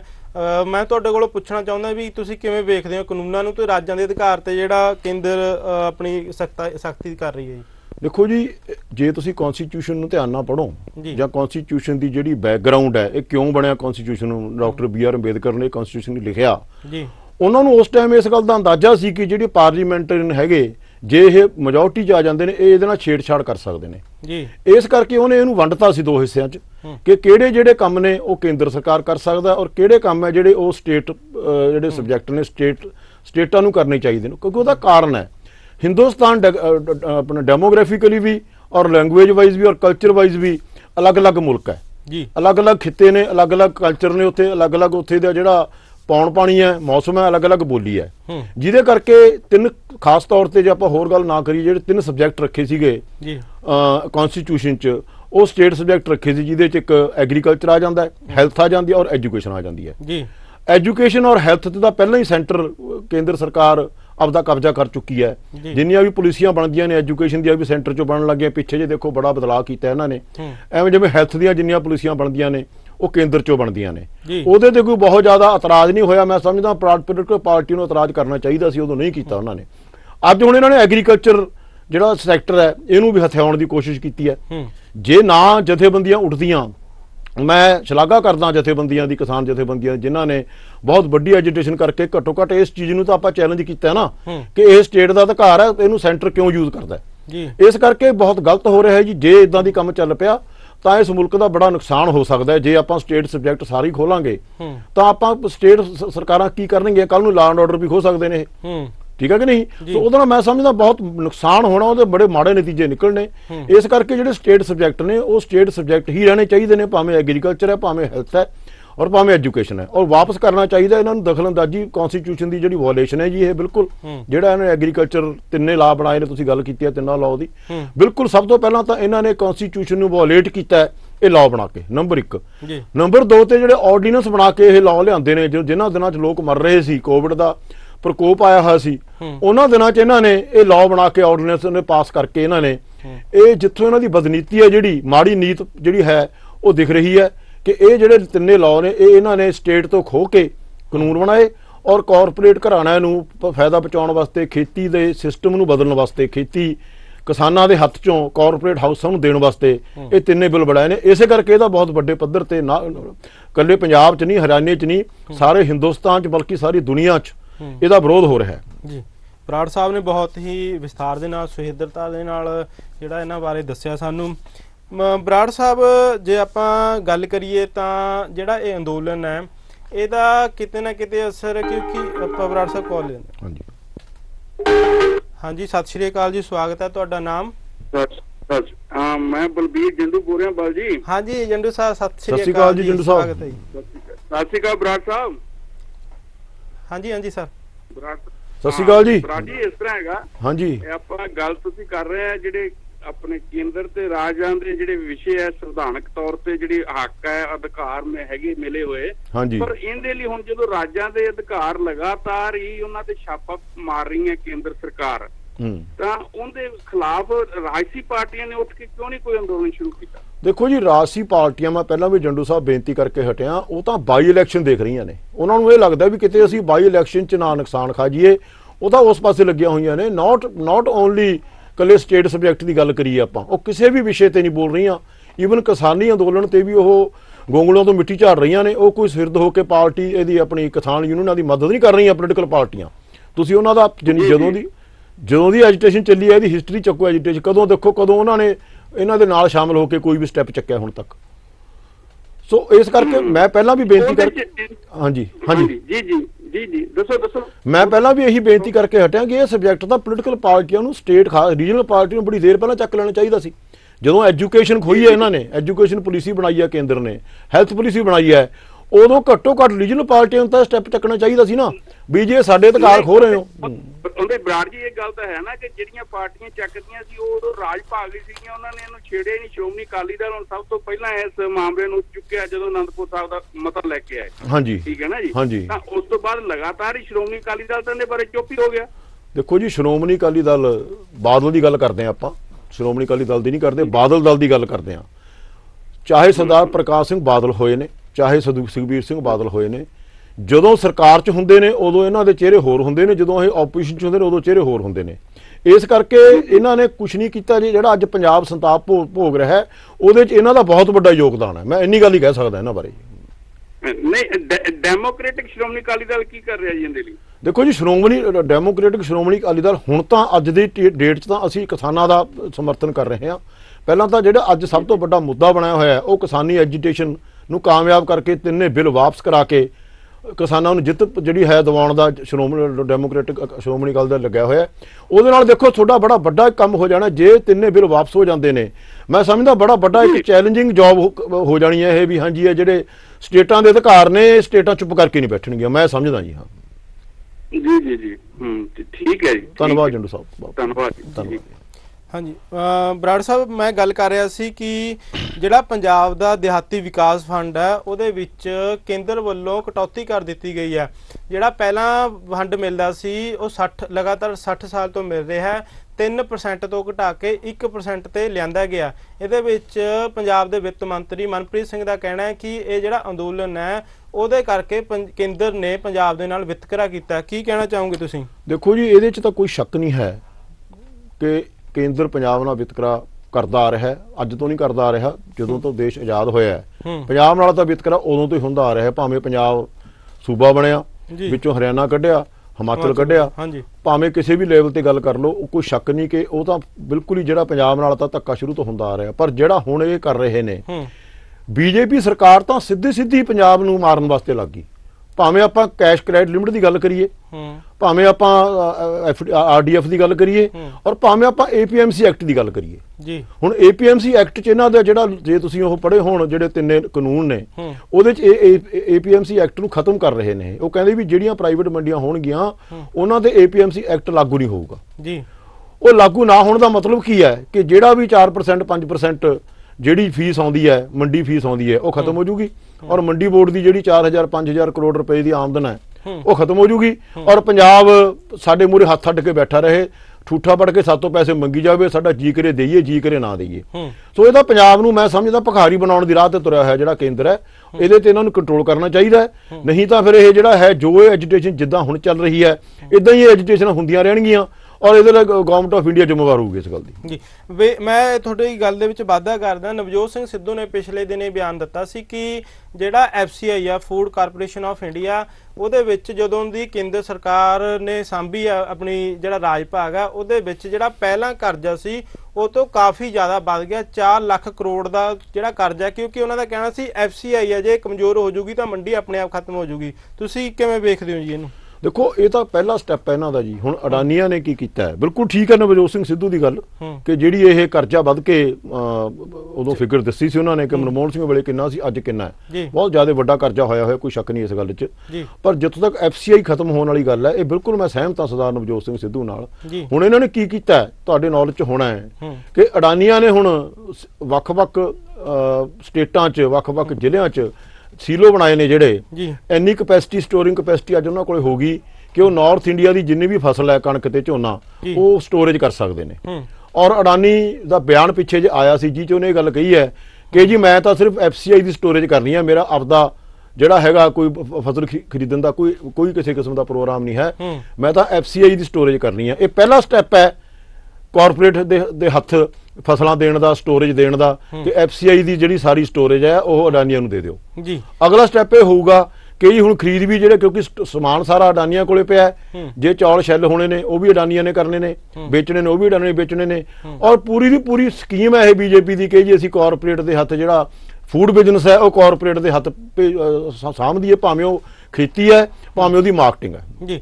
ਆਪਾਂ ਹੁਣ ਗੱਲ ਕਰਦੇ ਹਾਂ ਬਰਾੜ ਸਾਹਿਬ ਪੰਜਾਬ ਸਰਕਾਰ ਦੀ, ਕਿਉਂਕਿ ਪੰਜਾਬ ਸਰਕਾਰ ਵੱਲੋਂ ਤਾਂ ਕਿਹਾ ਜਾ ਰਿਹਾ ਕਿ ਕੇਂਦਰ ਆ ਜਿਹੜਾ ਉਹ ਪੰਜਾਬ ਨੂੰ ਆਰਥਿਕ ਤੌਰ ਤੇ ਸਹਾਇਤਾ ਨਹੀਂ ਦੇ ਰਿਹਾ। ਪਰ ਜੇ ਗੱਲ ਕਰੀਏ ਤਾਂ ਜਿਹੜੇ ਹੁਣ ਨਵੀਂ ਉੱਭਰ ਕੇ ਇੱਕ ਖਬਰ ਸਾਹਮਣੇ ਆ ਰਹੀ ਹੈ ਕਿ ਜਿਹੜੇ ਜ਼ਮੀਨਾਂ ਦੇ ਕਲੈਕਟਰ ਰੇਟ ਨੇ ਉਹਨਾਂ ਵਿੱਚ ਪੰਜਾਬ ਸਰਕਾਰ ਵੱਲੋਂ ਜਿਹੜੀਆਂ ਕੌਂਸਲ ਦੀਆਂ ਚੋਣਾਂ ਉਹਨਾਂ ਤੋਂ ਬਾਅਦ ਵਾਧਾ 2021-22 ਦਾ ਜਿਹੜਾ ਉਹ ਕਰ ਦਿੱਤਾ ਜਾਵੇਗਾ। ਮੈਂ ਬਰਾੜ ਸਾਹਿਬ ਤੁਹਾਨੂੰ ਦੱਸਣਾ ਚਾਹੁੰਦਾ ਜਿਹੜੇ ਪੇਂਡੂ ਖੇਤਰ ਆ ਉਹਨਾਂ ਵਿੱਚ 10 ਤੋਂ 15%, ਸ਼ਹਿਰੀ ਖੇਤਰ ਆ ਜਿੱਥੇ ਜ਼ਮੀਨ ਆ ਉੱਥੇ 20%, ਜਿਹੜੇ ਕੌਮੀ ਹਾਈਵੇ ਆ ਉੱਥੇ 20 ਤੋਂ 30% ਜ਼ਿਆਦਾ ਜਿਹੜਾ ਇਹ ਡਿਊਟੀ ਆ ਜਿਹੜੀ ਵਧਾ ਦਿੱਤੀ ਜਾਵੇ ਜ਼ਮੀਨਾਂ ਦੇ ਕਲੈਕਟਰ ਰੇਟ। ਕਿਵੇਂ ਵੇਖਦੇ ਹੋ ਜੀ? ਦੇਖੋ ਜੀ, ਜਿਹੜੀ ਕਾਂਗਰਸ ਸਰਕਾਰ ਹੈ, ਕਾਂਗਰਸ ਸਰਕਾਰ ਦਾ ਜੇ 4 ਸਾਲ ਦਾ ਤੁਸੀਂ ਇਹਨਾਂ ਦਾ ਜਿਹੜਾ ਰਿਪੋਰਟ ਕਾਰਡ ਦੇਖੋ, ਇਹਨਾਂ ਨੇ ਕੋਈ ਵੀ ਐਸਾ ਕੰਮ ਨਹੀਂ ਕੀਤਾ ਜਿਹੜਾ ਪਬਲਿਕ ਦੇ ਹੱਕ 'ਚ ਹੋਵੇ ਜੀ। ਸਭ ਤੋਂ ਪਹਿਲਾਂ ਤਾਂ ਕਰਪਸ਼ਨ ਇੰਨੇ ਜ਼ੋਰਾਂ ਤੇ ਹੈ ਇਸ ਸਰਕਾਰ 'ਚ, ਕੋਈ ਵੀ ਮੰਤਰੀ ਹੈ ਨਹੀਂ ਹੈ ਇਹ ਜਿਹੜਾ ਇਹਨਾਂ ਦੇ ਮਾਈਨਿੰਗ ਦੇ ਬਿਜ਼ਨਸ 'ਚ ਨਹੀਂ ਵੜਿਆ ਹੋਇਆ, ਜਾਂ ਸ਼ਰਾਬ ਦੇ ਠੇਕਿਆਂ ਦੇ ਬਿਜ਼ਨਸ 'ਚ ਨਹੀਂ ਵੜਿਆ ਹੋਇਆ, ਜਾਂ ਕਿਸੇ ਕਿਸਮ ਦੀ ਕਾਰੋਬਾਰ ਕਰਕੇ ਉਹ ਕਮਾਈ ਨਹੀਂ ਕਰ ਰਿਹਾ ਜੀ। ਜਿਹਦਾ ਸਭ ਤੋਂ ਵੱਡਾ ਜਿਹੜਾ ਪ੍ਰਮਾਣ ਇਹ ਹੈ ਕਿ ਅੱਜ ਜਿਹੜਾ ਰੈਵਨਿਊ ਹੈ, ਜਿਹੜਾ ਸੈਂਟਰ ਜਿਹੜਾ ਸਟੇਟ ਰੈਵਨਿਊ ਹੈ, ਉਹ 60-65% ਉਹਦੀ ਜਿਹੜੀ ਕਲੈਕਸ਼ਨ ਹੋ ਰਹੀ ਹੈ। 30-35-40% ਜਿਹੜਾ ਰੈਵਨਿਊ ਹੈ ਉਹ ਕਰਪਸ਼ਨ ਦੇ ਜਰੀਏ ਪੋਲੀਟੀਕਲ ਜਿਹੜੇ ਲੋਕ ਨੇ, ਕਾਂਗਰਸੀ ਲੋਕ ਨੇ, ਭਾਵੇਂ ਉਹ ਜਿਹੜੇ ਵੀ ਲੈਵਲ ਦੇ ਹੈਗੇ, ਆਪਦੇ ਤਰੀਕੇ ਨਾਲ ਖਾ ਰਹੇ ਨੇ ਜੀ। ਹੁਣ ਉਦੋਂ ਬਾਅਦ ਇਹਨਾਂ ਨੂੰ ਹੁੰਦਾ ਵੀ ਹੁਣ ਅਸੀਂ ਇਹ ਰੈਵਨਿਊ ਨੂੰ ਪੂਰਾ ਕਿਵੇਂ ਕਰੀਏ, ਜਿਹਦੇ ਕਰਕੇ ਕਦੇ ਤਾਂ ਇਹ ਬਿਜਲੀ ਦੇ ਰੇਟ ਵਧਾਉਂਦੇ ਨੇ। ਹਾਂਜੀ, ਅੱਜ ਬਿਜਲੀ ਦੇ ਰੇਟ ਹਿੰਦੁਸਤਾਨ ਸਭ ਨਾਲੋਂ ਜ਼ਿਆਦਾ ਨੇ ਪਰ ਯੂਨਿਟ, ਜੇ ਤੁਸੀਂ ਉਹਦਾ ਧਿਆਨ ਕਰੋ, ਠੀਕ ਹੈ ਨਾ। ਕਦੇ ਕੋਈ ਅਸੈਸ ਲਾਉਂਦੇ ਨੇ, ਅਸੀਂ ਜੀ 0.25% ਅਸੈਸ ਲਾਤਾ, ਹਰ ਚੀਜ਼ ਤੇ ਪੈਟਰੋਲ ਮਹਿੰਗਾ ਹੋ ਗਿਆ, ਤੁਹਾਡਾ ਸਾਰਾ ਕੁਝ ਮਹਿੰਗਾ ਹੋ ਗਿਆ, ਤਾਂ ਕਿ ਅਸੀਂ ਰੈਵਨਿਊ ਪੂਰਾ ਕਰ ਸਕੀਏ ਜੀ। ਆਪਦਾ ਇਹਨਾਂ ਦਾ ਆਪਦੇ ਕਰਪਸ਼ਨ ਤੇ ਕੰਟਰੋਲ ਨਹੀਂ ਹੈ ਕੈਪਟਨ ਅਮਰਿੰਦਰ ਸਿੰਘ ਦਾ, ਠੀਕ ਹੈ ਨਾ। ਇਹ ਸਭ ਮੈਨੂੰ ਨਹੀਂ ਪਤਾ ਇਸ ਗੱਲ ਦਾ ਵੀ ਕੰਟਰੋਲ ਨਹੀਂ ਹੈ ਜਾਂ ਰਲਿਆ ਹੋਇਆ, ਇਹਦੇ ਬਾਰੇ ਕੁਝ ਨਹੀਂ ਕਿਹਾ ਜਾ ਸਕਦਾ, ਬਟ ਕੰਟਰੋਲ ਨਹੀਂ ਹੈ। ਬੜੇ ਵੱਡੇ ਪੱਧਰ ਤੇ ਕਰਪਸ਼ਨ ਚੱਲ ਰਹੀ ਹੈ। ਮਾਈਨਿੰਗ ਤੁਸੀਂ ਦੇਖੋ, ਘਨੌਰ ਦੀਆਂ ਕਿੰਨੀਆਂ ਅਖਬਾਰਾਂ 'ਚ ਖਬਰਾਂ ਆ ਰਹੀਆਂ ਨੇ ਕਿ 20-20 ਫੁੱਟ 25-25 ਫੁੱਟ ਉਹਨਾਂ ਨੇ ਉੱਥੇ ਟੋਏ ਪੱਟਤੇ, ਜਿਹੜੇ ਕਿ ਸੜਕਾਂ ਦੇ ਨਾਲ ਪੱਟੇ ਨੇ ਔਰ ਐਕਸੀਡੈਂਟ ਦੇ ਵੀ ਕਾਰਨ ਬਣ ਰਹੇ ਨੇ ਜੀ। ਜਿਹਦੇ ਕਰਕੇ ਔਰ ਉੱਥੇ ਜੇ ਕੋਈ ਅਫਸਰ ਜਾਂਦਾ, ਅਫਸਰ ਦੀ ਕੁੱਟਮਾਰ ਹੁੰਦੀ ਹੈ ਔਰ ਉਹਦਾ ਕੋਈ ਪੁਲਿਸ FIR ਨਹੀਂ ਲੌਜ ਹੁੰਦੀ, ਕੁਝ ਨਹੀਂ ਹੁੰਦਾ। ਇਹ ਬੜੀ ਤਰਾਸਦੀ ਹੈ ਕਿ ਕਾਂਗਰਸ ਸਰਕਾਰ 'ਚ ਲੋਕ ਮਾਰੇ ਜਾ ਰਹੇ ਨੇ, ਲੋਕਾਂ ਦੇ ਹੱਕ ਮਾਰੇ ਜਾ ਰਹੇ ਨੇ, ਲੋਕਾਂ ਦੀਆਂ ਜੇਬਾਂ 'ਚੋਂ ਪੈਸੇ ਕੱਢੇ ਜਾ ਰਹੇ ਨੇ। ਫਾਇਦਾ ਕਰਨ ਦੀ ਬਜਾਏ ਕਾਂਗਰਸ ਸਰਕਾਰ ਲੋਕਾਂ ਦਾ ਨੁਕਸਾਨ ਕਰ ਰਹੀ ਹੈ ਇਸ ਗੱਲ 'ਚ। ਜੇਕਰ ਗੱਲ ਕੀਤੀ ਜਾਵੇ ਤਾਂ ਪਿਛਲੇ 4 ਸਾਲਾਂ ਦੇ ਦੌਰਾਨ ਜਿਹੜਾ ਸ੍ਰੀ ਗੁਰੂ ਗ੍ਰੰਥ ਸਾਹਿਬ ਮਹਾਰਾਜ ਦਾ ਬੇਅਦਬੀ ਦਾ ਮਾਮਲਾ ਹੋਵੇ ਜਾਂ ਉਹ ਨਸ਼ਿਆਂ ਦੇ ਜਿਹੜਾ ਖਾਤਮੇ ਦਾ ਮਾਮਲਾ ਹੋਵੇ ਜਾਂ ਪੰਜਾਬ ਦੀ ਆਰਥਿਕਤਾ ਦਾ ਜਾਂ ਜਿਹੜੀ ਪੰਜਾਬ ਦੀ ਬੇਰੁਜ਼ਗਾਰੀ ਵੱਧ ਰਹੀ ਆ, ਉਹ ਜਿਹੜੇ ਸਾਰੇ ਤੁਸੀਂ ਇਹ ਮਸਲਿਆਂ ਦਾ ਜੇ ਤੁਸੀਂ ਇੱਕ ਆਪਣੀ ਪਾਰਟੀ ਵੱਲੋਂ ਜਾਂ ਨਿੱਜੀ ਤੌਰ ਤੇ ਮੁਲਾਂਕਣ ਕਿਵੇਂ ਕਰਦੇ ਹੋ ਜੀ? ਦੇਖੋ, ਮੁਲਾਂਕਣ ਤਾਂ ਮੈਂ ਪਹਿਲਾਂ ਹੀ ਤੁਹਾਨੂੰ ਕਹਿ ਕੇ ਹਟਿਆ ਜੀ। ਇਹ ਜਿਹੜੀ ਕਾਂਗਰਸ ਸਰਕਾਰ ਹੈ 4 ਸਾਲ 'ਚ ਇਹਨਾਂ ਨੇ ਆਪਦੀ ਕੋਈ ਕਿਸੇ ਕਿਸਮ ਦੀ ਸਿੰਸੀਅਰਟੀ ਨਹੀਂ ਦਿਖਾਈ ਪੰਜਾਬੀਆਂ ਦੇ ਪ੍ਰਤੀ, ਨਾ ਧਰਮ ਦੇ ਪ੍ਰਤੀ ਕੋਈ ਸਿੰਸੀਅਰਟੀ ਦਿਖਾਈ ਹੈ। ਕੈਪਟਨ ਅਮਰਿੰਦਰ ਸਿੰਘ ਤੇ ਸੁਖਬੀਰ ਸਿੰਘ ਬਾਦਲ ਰਲੇ ਹੋਏ ਨੇ ਆਪਸ 'ਚ, ਇਹ ਬਹੁਤ ਵਾਰੀ ਸਬੂਤ ਹੋ ਚੁੱਕਿਆ ਜੀ। ਉਹਦੀ ਤਾਜ਼ਾ ਮਿਸਾਲ ਤੁਸੀਂ ਮੇਰੇ ਤੇ ਕੁਐਸਚਨ ਕੀਤਾ ਹੈ, ਬੇਅਦਬੀ ਦੀ ਗੱਲ ਕੀਤੀ ਹੈ ਜਾਂ ਕਿਉਂਕਿ ਬਰਾੜ ਸਾਹਿਬ ਪੰਜਾਬ ਦੇ ਲੋਕਾਂ ਨੂੰ ਇਹ ਬਹੁਤ ਉਮੀਦ ਸੀ ਕਿ ਜਿਹੜਾ ਗੁਰੂ ਗ੍ਰੰਥ ਸਾਹਿਬ ਦਾ ਬੇਅਦਬੀ ਦਾ ਇਹ ਮਸਲਾ, ਇਹ ਉਮੀਦ ਸੀ ਸਰਕਾਰ ਤੋਂ ਵੀ ਛੇਤੀ ਇਹਦਾ ਕੋਈ ਨਾ ਕੋਈ ਇਨਸਾਫ ਮਿਲੂਗਾ। ਦੇਖੋ ਉਹੀ ਨਾ ਜੀ, ਕਿਉਂਕਿ ਇਨਸਾਫ ਤਾਂ ਮਿਲਦਾ ਜੇ ਸਰਕਾਰ ਇਮਾਨਦਾਰ ਹੁੰਦੀ ਜੀ। ਸਰਕਾਰ ਨੇ ਵੀ ਜਿਹੜਾ ਇਨਕੁਆਰੀਆਂ ਇੱਧਰ ਕਰ ਉੱਧਰ ਕਰ, CBI ਤੋਂ ਖੋ, ਆਪਦੀ SIT ਬਣਾ, ਉਹਦਾ ਕੁਝ ਨਹੀਂ ਕੀਤਾ। ਹੁਣ ਤਾਂ ਗੋਂਗਲੋਂ ਤੋਂ ਮਿੱਟੀ ਝਾੜੀ ਹੈ, 4 ਸਾਲ ਹੋ ਗਏ। ਬਰਾੜ ਸਾਹਿਬ ਤੁਸੀਂ ਗੱਲ ਕਰ ਰਹੇ ਸੀ, ਦੱਸ ਰਹੇ ਸੀ ਸਾਡੇ ਦਰਸ਼ਕਾਂ ਨੂੰ ਜਿਹੜਾ ਸ੍ਰੀ ਗੁਰੂ ਗ੍ਰੰਥ ਸਾਹਿਬ ਬੇਅਦਬੀ ਦਾ ਮਸਲਾ ਹੈ, ਤੁਸੀਂ ਕਿਵੇਂ ਵੇਖਦੇ ਹੋ ਵਰਤਾਰੇ ਨੂੰ? ਕਿਵੇਂ ਕੀ ਇਹਦਾ ਇਨਸਾਫ ਲੋਕਾਂ ਨੂੰ ਉਮੀਦ ਸੀ, ਨਹੀਂ ਮਿਲ ਰਿਹਾ? ਸ਼ੁਰੂ ਤੋਂ ਜਦੋਂ ਵਰਤਾਰਾ ਹੋਇਆ ਹੁਣ ਤੱਕ ਇਹਦਾ ਸਾਰਾ ਤੁਸੀਂ ਵਰਤਾਂਤ ਕਿਵੇਂ ਵੇਖਦੇ ਹੋ? ਦੇਖੋ ਜੀ, ਇਹ ਜਿਹੜੀ ਬੇਅਦਬੀ ਦੀ ਜਿਹੜੀ ਇਹਦੀ ਰੂਟ ਕਾਜ਼ ਕੀ ਸੀ, ਆਪਾਂ ਉਹਦੇ ਤੇ ਜਾਈਏ ਜੀ। ਇਹਦੀ ਰੂਟ ਕਾਜ਼ ਇਹ ਸੀ ਕਿ ਸਰਸੇ ਵਾਲੇ ਨੂੰ ਬਾਦਲਾਂ ਨੇ ਮਾਫੀ ਦਿੱਤੀ ਜੀ, ਔਰ ਮਾਫੀ ਵੀ ਅਕਾਲ ਤਖਤ ਤੋਂ ਵੱਲੋਂ ਦਵਾਈ। ਉਹ ਮੈਂ ਉਸੇ ਗੱਲ ਤੇ ਆ ਰਿਹਾ, ਮਾਫੀ ਵੀ ਇਸ ਤਰੀਕੇ ਨਾਲ ਦਿੱਤੀ ਕਿ ਥੱਲੇ ਡਿੱਗ ਕੇ ਆਪ ਚਿੱਠੀ ਲਿਖ ਕੇ ਉਹ ਆਪ ਪੇਸ਼ ਵੀ ਨਹੀਂ ਹੋਇਆ, ਔਰ ਅਕਾਲ ਤਖਤ ਦੇ ਜਥੇਦਾਰ ਸਹਿਬਾਨ ਨੂੰ ਆਪਦੇ ਘਰੇ ਬੁਲਾ ਕੇ ਉਹ ਮਾਫੀ ਦਿੱਤੀ, ਜਿਹਦੀ ਇੰਨੀ ਜ਼ਿਆਦਾ ਕ੍ਰਿਟਿਸਿਜ਼ਮ ਹੋਇਆ ਕਿ ਇਹਨਾਂ ਨੂੰ ਉਹ ਵਾਪਸ ਲੈਣੀ ਪਈ ਜੀ। ਠੀਕ ਹੈ ਨਾ। ਉਦੋਂ ਬਾਅਦ ਇਹਨਾਂ ਨੇ ਹਰ ਥਾਂ ਤੇ ਬਾਦਲਾਂ ਨੇ 15 ਤੋਂ ਲੈ ਕੇ 17 ਤੱਕ 2 ਸਾਲ ਉਹਨਾਂ ਨੂੰ ਪ੍ਰੋਟੈਕਟ ਕੀਤਾ ਜੀ, ਸਰਸੇ ਵਾਲਿਆਂ ਨੂੰ, ਕਿਉਂਕਿ 17 ਚ ਇਹਨਾਂ ਨੇ ਸਪੋਰਟ ਲੈਣੀ ਸੀ ਉਹਦੀ। ਠੀਕ ਆ, ਅਸੀਂ ਵੀ ਉਦੋਂ ਹਿੱਸਾ ਸੀ ਉਸ ਗੱਲ ਦਾ, ਪਰ ਚਲੋ ਉਹ ਚ ਇਹਨਾਂ ਨੇ ਜੀ 17 ਤੱਕ ਇਹਨਾਂ ਨੇ ਉਹਦੀ ਪੂਰੀ ਉਹਦੀ ਜਿਹੜੀ ਸਪੋਰਟ ਕੀਤੀ, ਔਰ ਉਹ ਇੰਨਾ ਮੱਛਰ ਗਏ, ਇੰਨਾ ਚੰਬਲ ਗਏ ਉਹ ਕਿ ਸਾਨੂੰ ਹੁਣ ਕੋਈ ਹੱਥ ਪਾਉਣ ਵਾਲਾ ਨਹੀਂ। ਔਰ ਉਹਨਾਂ ਨੇ ਬੇਅਦਬੀਆਂ ਤੱਕ ਦੀ ਜਿਹੜੀ ਘਿਨਾਉਣੀ ਜਿਹੜੀਆਂ ਘਟਨਾਵਾਂ ਨੇ ਉਹਨਾਂ ਨੇ ਅਮਲੀ ਰੂਪ ਦੇਤਾ ਜੀ। ਜਦੋਂ ਲੋਕਾਂ ਨੇ ਉਹਦਾ ਇਤਰਾਜ਼ ਕੀਤਾ, ਠੀਕ ਹੈ ਨਾ, ਧਰਨੇ ਲੱਗੇ, ਸਿੱਖਾਂ ਦੇ ਮਨ ਬਲੂੰਦੇ ਗਏ, ਔਰ ਉਹਨਾਂ ਨੇ ਜਾ ਕੇ ਜਦੋਂ ਪ੍ਰੋਟੈਸਟ ਕੀਤੇ ਤਾਂ ਇਹਨਾਂ ਨੇ ਗੋਲੀਆਂ ਮਾਰ ਕੇ, ਇਹਨਾਂ ਦੀ ਪੁਲਿਸ ਨੇ ਜਿਹੜੀ ਇੰਨੀ ਹੈਂਕੜੀ ਹੋਈ ਸੀ ਪੁਲਿਸ ਇਹਨਾਂ ਦੀ, ਸਮੇਤ ਸੈਣੀ ਦੀ ਕਮਾਂਡ 'ਚ, ਉਮਰਾ ਨੰਗਲ ਦੀ ਜਿਹੜਾ ਉਹਦੀ 'ਚ ਜਿਹੜੀ ਕਮਾਂਡ ਸੀ, ਉਹ ਦੂਜੇ ਜਿਹੜੇ ਹੋਰ ਪੁਲਿਸ ਅਫਸਰ ਸੀਗੇ, ਇੰਨਾ ਚਾਂਬਲੇ ਹੋਏ ਸੀ ਉਹ ਕਿ ਉਹਨਾਂ ਨੇ ਬਗੈਰ ਕੋਈ ਸ਼ਾਂਤੀ ਨਾਲ ਗੁਰਬਾਣੀ ਦਾ ਜਾਪ ਕਰਦੇ ਹੋਏ 2 ਜਿਹੜੇ ਮੁੰਡੇ ਸੀ ਸਿੰਘ ਸੀ ਸ਼ਹੀਦ ਕਰਤੇ, ਨੌਜਵਾਨ ਜੀ। ਠੀਕ ਹੈ ਨਾ ਜੀ। ਉਦੋਂ ਬਾਅਦ ਵੀ ਇਹਨਾਂ ਨੂੰ ਜਾਗ ਨਹੀਂ ਆਈ, ਉਦੋਂ ਬਾਅਦ ਵੀ ਇਹਨਾਂ ਨੂੰ ਸੁਰਤ ਨਹੀਂ ਆਈ ਬਾਦਲਾਂ ਨੂੰ, ਅੰਨੇ ਹੋਏ ਸੀ ਇਸ 17 ਦੀ ਸਰਕਾਰ ਬਣਾਉਣ 'ਚ ਕਿ ਜੀ ਉਹ ਉਹਨਾਂ ਨੇ ਨਜਾਇਜ਼ ਮਾਰੇ ਨੇ, ਉਹਦੇ ਤੇ ਅਸੀਂ ਐਕਸ਼ਨ ਲਈਏ, ਘੱਟੋ ਘੱਟ ਉਹਦਾ ਪਛਤਾਤਾਪ ਤਾਂ ਕਰੀਏ ਨਾ ਜੀ। ਉਹਦੇ ਨਾਲ ਹੀ ਸਾਡੇ ਲੀਡਰਾਂ ਨਾਲ ਉਹਨਾਂ ਦੇ ਜਿਹੜੇ ਸੀ ਮਤਭੇਦ ਸ਼ੁਰੂ ਹੋ ਗਏ, ਸੀਨੀਅਰ ਲੀਡਰਸ਼ਿਪ ਨਾਲ ਸਰਦਾਰ ਸੁਖਦੇਵ ਸਿੰਘ ਢੀਂਡਸਾ ਹੋਏ, ਜਥੇਦਾਰ ਰਣਜੀਤ ਸਿੰਘ ਬ੍ਰਹਮਪੁਰਾ ਹੋਏ, ਸੇਵਾ ਸਿੰਘ ਸ਼ੇਖਮਾ ਹੋਏ, ਕਿ ਜਿਨ੍ਹਾਂ ਨੇ ਉਦੋਂ ਮੀਟਿੰਗਾਂ 'ਚ ਇਤਰਾਜ਼ ਕੀਤੇ ਵੀ ਜੀ ਇਹ ਤੁਸੀਂ ਦੇਖੋ ਆਪਾਂ ਨੇ ਬਹੁਤ ਗਲਤ ਕੰਮ ਕਰਿਆ, ਜ਼ਿੰਮੇਵਾਰੀ ਲੈਣੀ ਚਾਹੀਦੀ ਆਪਾਂ ਨੂੰ। ਦੇਖੋ ਜਿਹੜੀ ਸਰਕਾਰ ਹੁੰਦੀ ਹੈ ਜਿਹਦਾ ਮੁੱਖ ਮੰਤਰੀ ਸਰਦਾਰ ਪ੍ਰਕਾਸ਼ ਸਿੰਘ ਬਾਦਲ ਸੀ, ਜਿਹੜੇ ਸ਼੍ਰੋਮਣੀ ਅਕਾਲੀ ਦਲ ਦੇ ਸਰਪ੍ਰਸਤ ਵੀ ਸੀਗੇ, ਔਰ ਜਿਹਦਾ ਜਿਹੜਾ ਹੋਮ ਸੈਕਟਰੀ ਹੋਮ ਮਿਨਿਸਟਰ ਸੀ ਸਰਦਾਰ ਸੁਖਬੀਰ ਸਿੰਘ ਬਾਦਲ, ਜਿਹੜੇ ਸ਼੍ਰੋਮਣੀ ਅਕਾਲੀ ਦਲ ਦੇ ਪ੍ਰਧਾਨ ਵੀ ਸੀ, ਉਹ ਸ਼੍ਰੋਮਣੀ ਅਕਾਲੀ ਦਲ ਜਿਹੜੀ ਸਿੱਖਾਂ ਦੀ ਨੁਮਾਇੰਦਾ ਪਾਰਟੀ ਹੈ ਜੀ। ਇਹਨਾਂ ਨੇ ਕੋਈ ਪਛਤਾਤਾਪ ਨਹੀਂ ਕੀਤਾ, ਬਲਕਿ ਇਹ ਕਿਹਾ, ਬਿਆਨ ਆਇਆ ਸਰਦਾਰ ਸੁਖਬੀਰ ਸਿੰਘ ਬਾਦਲ ਦਾ ਕਿ ਜੀ ਮੈਨੂੰ ਤਾਂ ਪਤਾ ਨਹੀਂ, ਮੈਂ ਤਾਂ ਬੰਬੇ ਗਿਆ ਹੋਇਆ ਸੀ ਜੀ। ਇੱਕ ਹੋਮ ਸੈਕਟਰੀ ਹੋਮ ਮਿਨਿਸਟਰ ਇਹ ਗੱਲ ਕਿਵੇਂ ਕਹਿ ਸਕਦਾ? ਉਦੋਂ ਬਾਅਦ 17 ਆ ਗਈ, ਚਲੋ ਸਰਸੇ ਵਾਲਿਆਂ ਨੇ ਮਦਦ ਕੀਤੀ ਨਾ ਕੀਤੀ, ਮੁੱਲ ਮੋੜਿਆ, ਇਹਨਾਂ ਦਾ ਨਾਮ ਮੋੜਿਆ, ਆਪਾਂ ਉਸ ਪਾਸੇ ਨਹੀਂ ਜਾਣਾ, ਅਲੱਗ ਵਿਸ਼ਾ ਉਹ ਜੀ। ਉਦੋਂ ਬਾਅਦ ਕੈਪਟਨ ਅਮਰਿੰਦਰ ਸਿੰਘ ਸਰਕਾਰ ਆ ਗਈ, ਰਲ ਮਿਲ ਕੇ ਇਹਨਾਂ ਨੇ ਸਰਕਾਰ ਬਣਾਈ ਸੀ ਉਹ ਉਦੋਂ ਵੀ ਚਲੋ ਹੁਣ ਸਾਨੂੰ ਲੋਕ ਸਾਡੇ ਖਿਲਾਫ ਨੇ, ਅਸੀਂ ਤੁਹਾਡੀ ਮਦਦ ਕਰ ਦਿੰਦੇ ਆ। ਜਿਵੇਂ ਸੁਣਨ ਚ ਆਈ ਆ ਕਿ ਇਹਨਾਂ ਨੇ ਮਦਦ ਵੀ ਸ਼੍ਰੋਮਣੀ ਅਕਾਲੀ ਦਲ ਬਹੁਤ ਥਾਵਾਂ ਤੇ ਕਾਂਗਰਸ ਦੀ ਮਦਦ ਕੀਤੀ ਸ਼੍ਰੋਮਣੀ ਅਕਾਲੀ ਦਲ ਨੇ, ਚਲੋ। ਔਰ ਇਹਨਾਂ ਦਾ ਇਹੀ ਤੈਅ ਹੋਇਆ ਕਿ ਜੀ ਤੁਸੀਂ ਇਸ ਕੇਸ ਨੂੰ ਨਾ ਸਜ਼ਾ ਦਿਓ, ਇਹ ਚ ਅਸੀਂ ਫਸਦੇ ਆ। ਅੱਛਾ ਜੀ। ਸਿੱਧੇ ਇਹਦੇ ਚ ਬਾਦਲ ਫਸਦੇ ਸੀ ਜੀ, ਸਮੇਤ ਸੈਣੀ ਹੋਣੀ ਫਸਦੇ ਸੀ, ਉਮਰਾ ਨੰਗਲ ਹੋਣੀ ਤੇ ਸੈਣੀ ਹੋਣੇ ਦਾ ਪਰਚਾ ਵੀ ਦਰਜ ਹੋ ਗਿਆ ਜੀ। ਮਨਤਾਰ ਤੁਹਾਡੇ ਜਿਹੜੇ ਮਨਤਾਰ ਬਰਾੜ ਹੋਣੀ ਫਸਦੇ ਸੀ, ਜਿਹਦੇ ਕਰਕੇ ਕੈਪਟਨ ਅਮਰਿੰਦਰ ਸਿੰਘ ਦਾ ਦੋਸ਼ ਇਹ ਹੈ, ਇਹਦੇ ਚ ਬਹੁਤ ਵੱਡਾ ਦੋਸ਼ੀ ਕੈਪਟਨ ਅਮਰਿੰਦਰ ਸਿੰਘ ਵੀ ਆ, ਕਾਂਗਰਸ ਸਰਕਾਰ ਵੀ ਹੈ, ਕਿ ਇਹਨਾਂ ਨੇ ਉਹਨਾਂ ਨਾਲ ਰਲ ਕੇ ਹਲੇ ਤੱਕ ਬੇਅਦਬੀ ਦਾ ਕੋਈ ਸਿੱਟਾ ਨਹੀਂ ਕੱਢਿਆ, ਕਿਸੇ ਨੂੰ ਸਜ਼ਾ ਨਹੀਂ ਦਿੱਤੀ, ਕਦੇ ਉਹ ਸਿੱਟ ਬਿਠਾ ਕਦੇ ਉਹ ਸਿੱਟ ਬਿਠਾ। ਜਿਹੜਾ ਵੀ ਅਫਸਰ ਉਹਦੀ ਕੋਈ ਸਹੀ ਇਨਕੁਆਇਰੀ ਕਰਨ ਦੀ ਕੋਸ਼ਿਸ਼ ਕਰਦਾ ਉਹਦੀ ਬਦਲੀ ਕਰ ਦਿੱਤੀ ਜਾਂਦੀ ਹੈ, ਭਾਵੇਂ ਉਹ ਰਣਵੀਰ ਸਿੰਘ ਖੱਟੜਾ DIG ਹੋਵੇ, ਭਾਵੇਂ ਉਹ IG ਹੈ ਜਿਹੜਾ ਮੈਂ ਉਹਦਾ ਨਾਮ ਨਹੀਂ ਮੇਰੇ ਧਿਆਨ ਆ ਰਿਹਾ, ਵਿਜੇ ਪ੍ਰਤਾਪ, ਉਹਦਾ ਨਾਮ ਮੇਰੇ ਦਿਮਾਗ 'ਚ ਨਹੀਂ ਆ ਰਿਹਾ, ਉਹ ਹੋਵੇ। ਇਸ ਕਰਕੇ ਦੋਨੇ ਪਾਰਟੀਆਂ ਰਲੀਆਂ ਹੋਈਆਂ ਨੇ, ਅਸੀਂ ਬਿਲਕੁਲ ਇਹਦਾ ਹਰ ਪੱਖੋਂ ਸ਼੍ਰੋਮਣੀ ਅਕਾਲੀ ਦਲ ਡੈਮੋਕ੍ਰੇਟਿਕ ਵੱਲੋਂ ਵੀ ਇਹਦਾ ਅਸੀਂ ਕ੍ਰਿਟੀਸਾਈਜ਼ ਕਰਦੇ ਹਾਂ ਇਸ ਚੀਜ਼ ਨੂੰ, ਔਰ ਆਮ ਪੰਜਾਬੀਆਂ ਵੱਲੋਂ ਵੀ, ਆਮ ਸਿੱਖਾਂ ਵੱਲੋਂ ਵੀ ਕ੍ਰਿਟੀਸਾਈਜ਼ ਕਰਦੇ ਹਾਂ ਜੀ। ਜਿਵੇਂ ਤੁਸੀਂ ਬਰਾੜ ਸਾਹਿਬ ਦੱਸਿਆ ਵੀ ਜਿਹੜੇ ਸੁਖਦੇਵ ਸਿੰਘ ਢੀਂਡਸਾ ਜੀ ਹੈ ਉਹਨਾਂ ਨੇ ਵਿਚਾਰਧਾਰਕ ਮਤਭੇਦ ਹੋਣ ਤੋਂ ਬਾਅਦ ਆਪਣੀ ਜਿਹੜੀ ਨਵੀਂ ਪਾਰਟੀ ਆ ਉਹ ਖੜੀ ਕੀਤੀ ਹੈ। ਜੇ ਗੱਲ ਕਰੀਏ ਆਪਾਂ ਤਾਂ ਕਿਉਂਕਿ ਰਾਜਨੀਤਿਕ ਪਾਰਟੀ ਆ, ਤੁਸੀਂ ਰਾਜਨੀਤਿਕ ਚੋਣਾਂ ਹੋਣ ਜਾਂ ਧਾਰਮਿਕ ਉਹਨਾਂ 'ਚ ਹਿੱਸੇਦਾਰੀ ਲਵੋਗੇ। ਮੈਂ ਤੁਹਾਡੇ ਕੋਲੋਂ ਇਹ ਸਵਾਲ ਪੁੱਛਦਾ, ਜਿਹੜੀ ਸ਼੍ਰੋਮਣੀ ਗੁਰਦੁਆਰਾ ਪ੍ਰਬੰਧਕ ਕਮੇਟੀ ਜਾਂ ਦਿੱਲੀ ਗੁਰਦੁਆਰਾ ਪ੍ਰਬੰਧਕ ਕਮੇਟੀ ਦੀਆਂ ਜਿਹੜੀਆਂ ਚੋਣਾਂ ਆ ਰਹੀਆਂ ਉਹਦੇ ਵਿੱਚ ਤੁਹਾਡੀ ਕਿੰਨੀ ਦਿਲਚਸਪੀ ਰਹੇਗੀ, ਕੀ ਰਣਨੀਤੀ ਰਹੇਗੀ? ਨਾਲ ਸਵਾਲ ਇਹ ਵੀ ਆ ਕਿ ਬਹੁਤ ਲੰਬਾ ਸਮਾਂ ਹੋ ਗਿਆ ਜਿਹੜੀਆਂ ਇਹ ਇਲੈਕਸ਼ਨ ਹੈ, ਕਿਹਾ ਜਾ ਰਿਹਾ ਵੀ ਜਲਦੀ ਹੋਣਗੀਆਂ, ਪਰ ਇਹਨਾਂ ਦੀ ਡੇਟ ਨਹੀਂ ਆ ਰਹੀ ਇਲੈਕਸ਼ਨਾਂ ਦੀ। ਦੇਖੋ ਜੀ, ਸ਼੍ਰੋਮਣੀ ਅਕਾਲੀ ਦਲ ਡੈਮੋਕ੍ਰੇਟਿਕ ਜਿਹੜਾ ਹੋਂਦ 'ਚ ਆਇਆ ਜੀ, ਉਹ ਦੋ ਕਾਰਨਾਂ ਕਰਕੇ ਆਇਆ ਜੀ। ਇੱਕ ਤਾਂ ਧਰਮ ਦੀ ਜਿਹੜੀ ਇਹ ਬੇਅਦਬੀਆਂ ਦੀ ਗੱਲ ਕਰੀਏ, ਧਰਮ ਦੀ ਬੇਇੱਜ਼ਤੀ ਕਹਿ ਲਓ ਆਪਾਂ, ਜਿਹੜੀ ਇਹਨਾਂ ਦੇ ਸਰਕਾਰਾਂ 'ਚ ਕਾਂਗਰਸ 'ਚ ਵੀ ਹੋਈ ਹੈ ਔਰ ਅਕਾਲੀ ਦਲ ਬਾਦਲ 'ਚ ਵੀ ਹੋਈ ਹੈ। ਆਪਾਂ ਅਕਾਲੀ ਦਲ ਬਾਦਲ ਦੀ ਗੱਲ ਕਰੀਏ, ਅਕਾਲੀ ਦਲ ਬਾਦਲ ਦੀ ਜਿਹੜੀ ਇਸ ਧਰਮ ਦੀ ਜਿਹੜੀ ਬੇਇੱਜ਼ਤੀ, ਧਰਮ ਦਾ ਜਿਹੜਾ ਮਾਨ ਸਨਮਾਨ ਤੋਂ ਸਮਝ ਲਓ ਤਿੜਕਣਾ, ਔਰ ਦੂਸਰਾ ਅਕਾਲ ਤਖਤ ਦੀ ਜਿਹੜੀ ਮਾਨ ਮਰਿਆਦਾ ਹੈ ਉਹਨੂੰ ਬੇਹਾਲ ਕਰਨਾ, ਉਹਨੂੰ ਜ਼ਿਆਦਾ ਦੁਬਾਰਾ ਅਸੀਂ ਜਿਹੜਾ ਉਸ ਚੀਜ਼ ਨੂੰ, ਦੋਨਾਂ ਚੀਜ਼ਾਂ ਤੇ ਸਾਡਾ ਜ਼ੋਰ ਹੈ ਕਿ ਸ਼੍ਰੋਮਣੀ ਗੁਰਦੁਆਰਾ ਪ੍ਰਬੰਧਕ ਕਮੇਟੀ ਜਿਹੜਾ ਪ੍ਰਬੰਧ ਹੈ, ਜਿਹੜਾ ਪ੍ਰਬੰਧ ਨਹੀਂ ਕੁਪ੍ਰਬੰਧ ਕਹਿ ਸਕਦੇ ਹਾਂ, ਕਰਪਸ਼ਨ ਦਾ ਜ਼ੋਰ ਹੈ, ਬਾਦਲਾਂ ਦਾ ਉੱਥੇ ਹੁਕਮ ਚੱਲਦਾ ਹੈ, ਉਹ ਸਾਰੇ ਚੀਜ਼ ਨੂੰ ਚੈਲੰਜ ਕਰਕੇ ਅਸੀਂ ਖਤਮ ਕਰਨਾ ਚਾਹੁੰਦੇ ਹਾਂ। ਔਰ ਸ਼੍ਰੀ ਅਕਾਲ ਤਖਤ ਸਾਹਿਬ ਦੀ ਜਿਹੜੀ ਮਰਿਆਦਾ ਹੈ ਉਹਨੂੰ ਬਹਾਲ ਕਰਨਾ ਚਾਹੁੰਦੇ ਹਾਂ। ਜਥੇਦਾਰ ਸਾਹਿਬਾਨ ਜਿਹੜੇ ਅਕਾਲ ਤਖਤ ਦੇ ਨੇ, ਉਹਨਾਂ ਦੀ ਜਿਹੜੀ ਚੋਣ ਹੋਵੇ, ਉਹਦੀ ਜਿਹੜੀ ਵਿਧੀ ਹੈ ਉਹ ਪ੍ਰੋਪਰ ਲੋਕਾਂ ਰਾਹੀਂ, ਸਰਬਤ ਖਾਲਸੇ ਰਾਹੀਂ ਚੁਣੇ ਜਾਣ, ਉਹ ਕਰਨਾ ਚਾਹੁੰਦੇ ਆ।